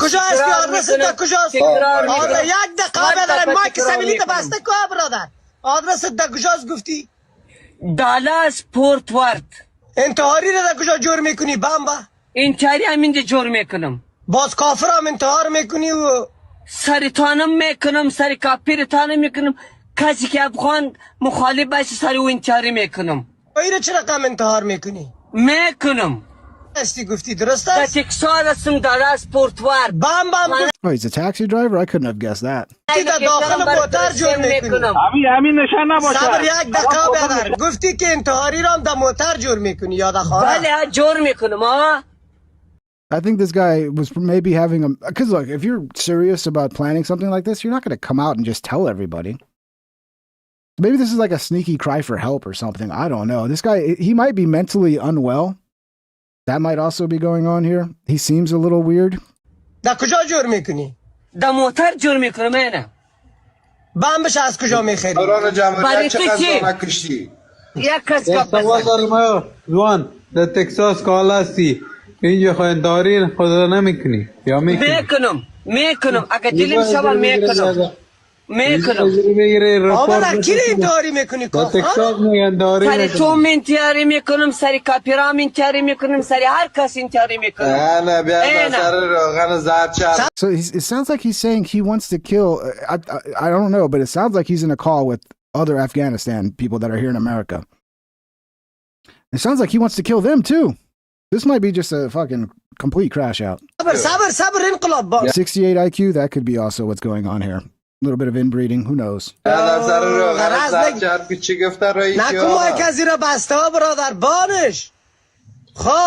انتحاری هم میکنی بله آفرین حالا بشکی زرد در کجا جور میکنی در امریکا خود نیست آمین در امریکا جور میکنم اینه در لایف میگم مخواست در لایف میگم اینه همین جا در پورت ورث جور میکنم Fort Worth? It's so stupid. Like, dude, why are you telling people?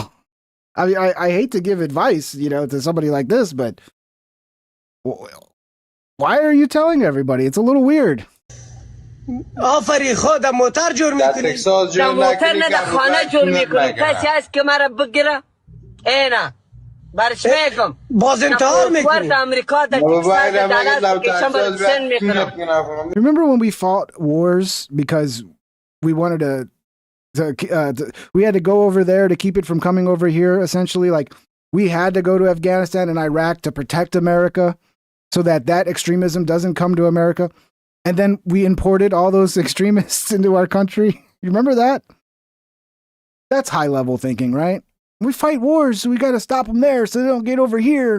And then we're going to import all those people into our country. That makes sense. دالرز هستی در لوکیشن هم امریکایی را میکشی و مسلمان ها را هم دیگه بچهشم So yeah, man, I hope we don't start seeing more of an uptick of this shit.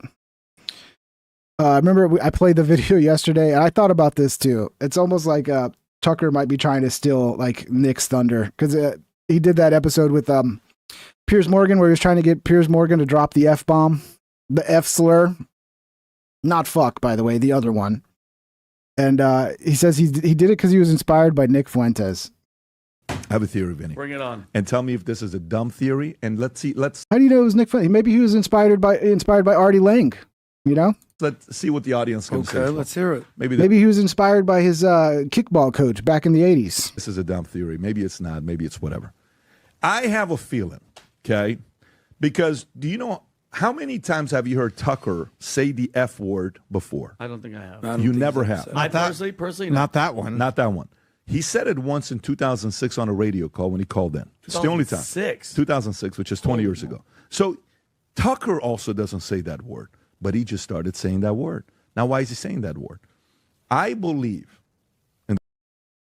Somebody says, I remember going to war for drugs. What the fuck are you talking about? You talk about like you going to war for the poppy seeds, and everything was about the poppy seeds at the end of the day, so you could get fucking heroin, and the whatever the fuck company can make their hillbilly heroin. And yeah, I'm talking about what was sold to the American people. And I remember, I forget the exact wording, but it was said all the time, like, we have to stop them there so they don't come here. We got to stop them there so they don't come here, right? If we don't go over there, then that terrorism's going to come here. That was the shit sold to the American people, which obviously was a bunch of bullshit, right? Especially when the fear-mongering you did that, like, these people are so dangerous, that we got to go to war and we got to go invade their country, but then we're also going to bring all those people into our country. Whatever. I don't know. I got to stop reading comments Nick now. Fuentes Seriously. It's so annoying has sometimes. influenced Tucker to speak. The oxy, but isn't that what they call oxy, hillbilly heroin? Maybe you guys are not old enough to remember when the oxy started kicking off, and that was the term. It was called hillbilly heroin. Freely and say whatever he wants to say on his mind. So Nick Fuentes has brought out the Nick Fuentes and Tucker Carlson out. Wow. Oh. And Nick is kind of leading Tucker for Tucker to come out and say, man, if that guy's saying it, I want to say it as well. So I believe deep down inside, because Tucker was I actually don't buy this. Such a organized, structured CNN, you know, who was he with? Fox. And I think, was he with MSNBC? Not MSNBC. Yes, he was. He was with MSNBC. And CNN and Fox. Because he's been in such a system that you can never say something like this. And then he meets a younger guy that is saying, I'm going to say anything and everything. I think that kind of inspired Tucker to say, if he can't say it, why can't I? Yeah, but why are you ignoring what Tucker actually said when he said it? The reason he was saying it is because people are going to jail in England for saying it. That's why he said it. He didn't. Oh, he said it because he just wanted to be like Tucker. I mean, he wants to be like Nick. He was inspired by Nick. No, it's about UK. UK, you can't say it. You go to jail. And he was interviewing Piers Morgan, who's from the UK. And he said it, and his video is still up. Maybe Tucker just won a little battle to get that word back. I don't know. The video's still up. I reacted to it. It was on my stream. I reacted to it. My video's still up, still monetized. So I don't know. Maybe like retard, we'll get that word back. I doubt it though. I doubt it. You know, I don't think they'll let us get that word back fully. But would be nice if we could have words back. You know, we can get words back in the vocabulary here and be allowed to talk. And this isn't like, you should have never. How dare Dante's you? Guide 9,574 super chatted $2. Deportation caravans. Deportation caravans, yeah. We got some stuff coming. Yeah, let's just skip this and get over to the Trump stuff, because Trump is getting pretty hardcore right now, man. So this is Trump's Thanksgiving message. It sounds like maybe somebody got the message to Trump that was like, hey, you need to actually start sounding like 2016 Trump again, because he's sounding like 2016 Trump. A very happy Thanksgiving salutation to all of our great American citizens and patriots who have been so nice in allowing our country to be divided, disrupted, carved up, murdered, beaten, mugged, and laughed at, along with certain other foolish countries throughout the world for being politically correct and just plain stupid. When it comes to this is his happy Thanksgiving message, by the way. Where did I leave off? When it comes to immigration, when it comes to integration, that's the end of that sentence. The official United States foreign population stands at 53 million people, census, most of which are on welfare, from failed nations or from prisons, mental institutions, gangs, or drug cartels. They and their children are supported through massive payments from patriotic American citizens who, because of their beautiful hearts, do not want to openly complain or cause trouble in any way, shape, or form. They put up with what has happened to our country, but it's eating them alive to do so. A migrant earning $30,000 with a green card will get roughly $50,000 in yearly benefits for their family. I'm sure people are going to come out and fact check this and say it's wrong, but I mean, this is the president saying this. I'm sure he's not just talking out his ass. Who knows? The real migration population is much higher. This refugee burden is the leading cause of social dysfunction in America, something that did not exist after World War II. Failed schools, high crime, urban decay, overcrowded hospitals, housing shortages, and large deficits, etc. As an example, hundreds of thousands of refugees from Somalia are completely taking over the once great state of Minnesota. Somalian gangs are roving the streets looking for prey as our wonderful people stay locked in their apartments and houses, hoping against hope that they will be left alone. The seriously retarded governor of Minnesota, see, I'm telling you, retarded's back, bro. We can say retarded now. Tim Walz does nothing, either through fear, incompetence, or both, while the worst congresswoman in our country, Ilhan Omar, always wrapped in her swaddling hijab, and who probably came into the USA illegally, in that you are not allowed to marry your brother, does nothing but hatefully complain about our country, its constitution, and how badly she is treated. When her place of origin is a decadent, backward, and crime-ridden nation, which is essentially not even a country for lack of government, military, police, schools, etc. Even as we've progressed technologically, immigration policy has eroded those gains and living conditions for many. I will permanently pause migration from all third world countries. Here comes the federal judge to block it. To allow the U.S. system to fully recover. And I agree with this 100%.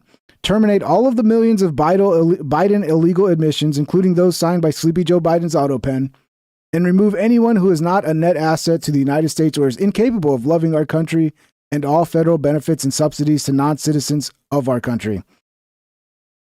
Well, I'd like to see this. Let's see if it happens. Denaturalize migrants who undermine domestic tranquility and deport any foreign national who is a public charge, security risk, or are non-compatible with Western civilizations.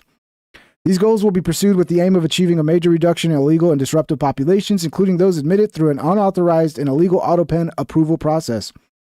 Only reverse migration can fully cure this situation. Other than that, happy Thanksgiving to all. Except those that hate, steal, murder, and destroy everything that America stands for. Man, his messages are getting long, aren't they? Dude, the problem is he talks a big game like this and then like nothing ever happens and then people just get pissed off. It's like, you got to stop making big promises, dude, unless you can fucking fulfill them. Another message from Trump to all airlines, pilots, drug dealers. Oh yeah, we might be actually at war with Venezuela right now. This is what it sounds like. To all airlines, pilots, drug dealers, and human traffickers, please consider the airspace above and surrounding Venezuela to be closed in its entirety. Thank you for your attention to this matter, President Donald J. Trump. This is from tonight, or this is from this morning. So, God dang it, dude, you better not start a war with Venezuela. That's not what we voted for, bro. That's not the no new wars that we voted for. Jesus. I don't know how your Thanksgiving went, but I don't think it went this bad.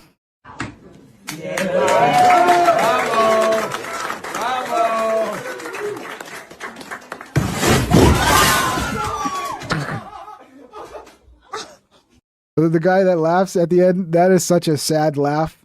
It's almost like this is funny, but it's also At Redacted so sad. 5035 became a member. At Redacted 5035 celebrates 1 month of membership. Thank you, brother. No lies detected. These schizo posts were fact-checked by true American patriots. Amen. USA emoji. Thank you, Redacted. Thank you for being a member, brother. You rock. Dude, the laugh. Just listen to this laugh again. It's like it's funny, but then also realizing like, oh, Thanksgiving dinner is just fucking wrecked now. There might be something you can salvage. Whatever this is, you might be able to salvage a little bit. Just pick it up. Whatever hit the ground, throw away. There's still some food there to be had, guys. It's not completely wrecked. But the laugh gets me at the end. Like, oh, this is funny. Wait a minute. No, it's not. This is our Thanksgiving dinner is gone. And then this lady, I don't know what she did, but clearly she's the one who did it. Let's watch it again. Clearly it's all her fault.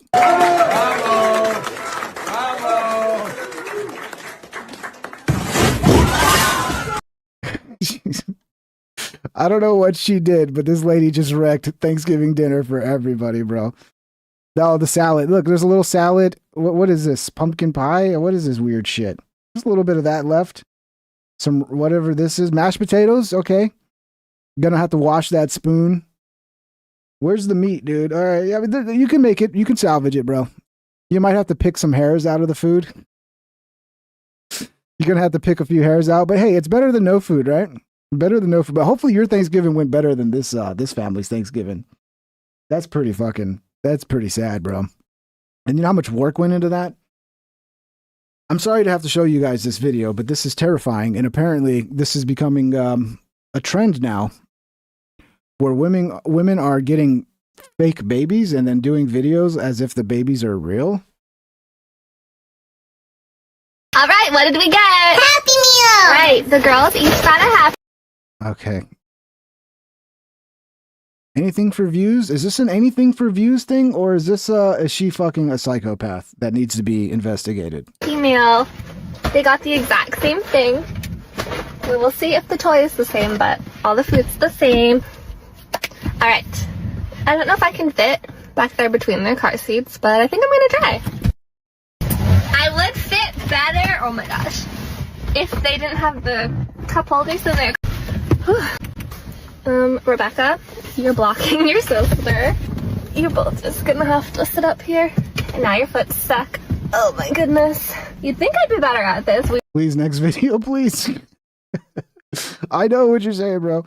But we need to be aware of what's going on. We've made our fast food meals. Apparently this chick is getting views on TikTok making videos like this. And it makes me wonder what is happening to society. Is there just a ton of women with no children who, like, they're that sad about having no children that this is appealing to them? Videos. Rabbits, you might be able to fix her look. I mean, she's not a bad looking lady. She could definitely get somebody to fucking impregnate her, right? Or maybe she has health issues, you know? Maybe she's barren, you know? 4. Okay. Where did I even put the other Happy Meal? Okay. And then the dolls look so fucking creepy, bro. These are not cute looking dolls. These are like Chucky dolls that are gonna murder you. And then she feeds them. Zootopia. I don't know. We've never seen this movie. Okay. So let's eat French fries. 4 chicken nuggets each. Do you see this? Do you see what's happening here? She's eating the chicken nuggets and pretending that they're eating them, and then she cuts it so where it looks like, oh. She probably gets more views than me. She's probably more successful than me on the internet. Is this what I need to do, guys? Okay, it won't even let me exit the full fucking screen, dude. There we go. I thought we were going to be stuck there forever, dude. Let's see, maybe we'll save that one for another day. This is something, dudes, you need to be aware that this is going to be happening a lot, okay? Okay, see what's going on here? This is the dude, and then this is the AI filter of him to make him look like a hot chick. It's over. It's over, ladies. Every fucking dude in India, every fucking third world country dude is going to be fucking on the internet with their AI chick trying to grift money off dudes. So just be careful out there, guys. The fucking catfishing is next level now.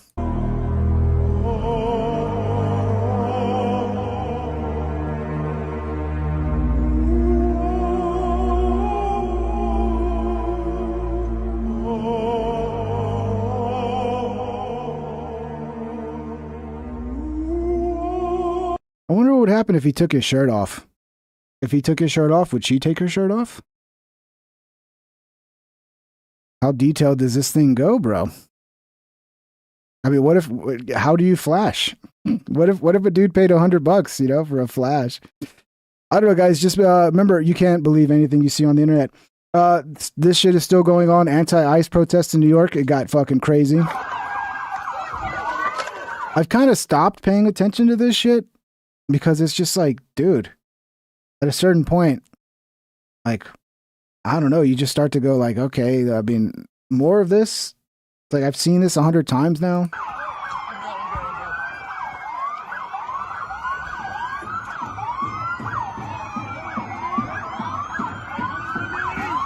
But I guess this is going to keep going. I figured this would die down once the weather got cold, but nope. People are just so mad about ice, bro.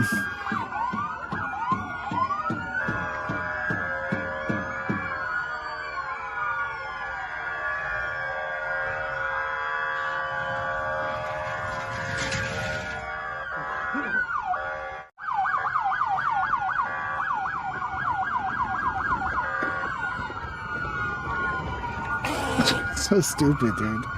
It's so dumb. Like, what are you doing? 2181 super chatted $4.99. There was a weird dystopian movie from the 70s, ZPW, where they give people who aren't allowed to have children these weird robot babies. Dude, is that what it is? Are people like just fans of this movie? ZPW movie? I never heard of this shit. Sounds like not that many people watched it, bro. ZPW movie? Yeah, I can't even. I look up ZPW movie. It doesn't even pull anything up. Or is it ZPG?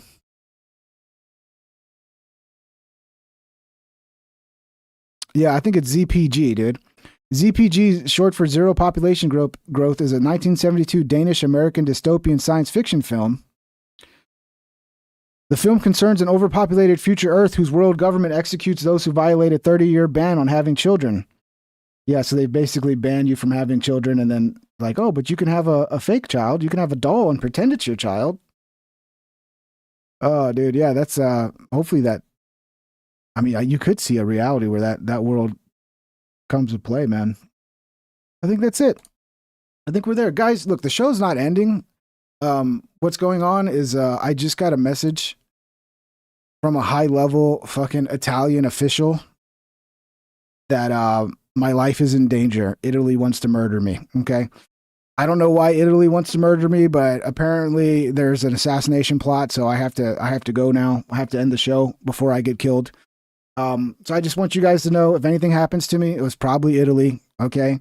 My life is in danger, and I need to go into hiding now, okay? Show will be back tomorrow, though, but until tomorrow, I will go into hiding so I don't get murdered by Italy, okay? All right.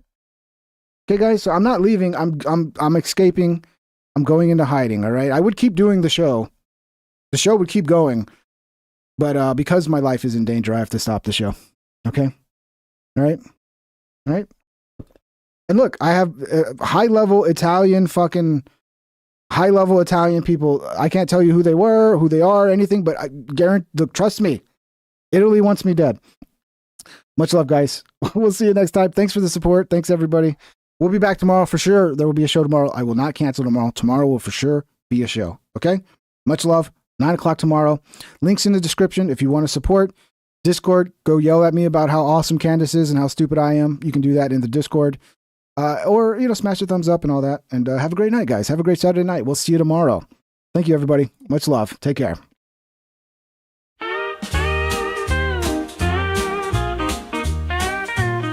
Please subscribe and hit the like and ring that bell if you want notified. Here's some other videos to watch that you might like or you might not. Have a great day, my internet friend. I hope I'll see you once again.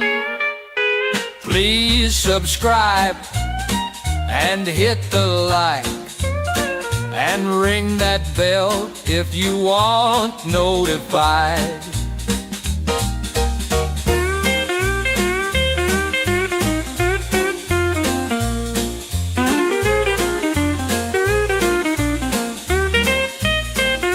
Have a great day, my internet friend.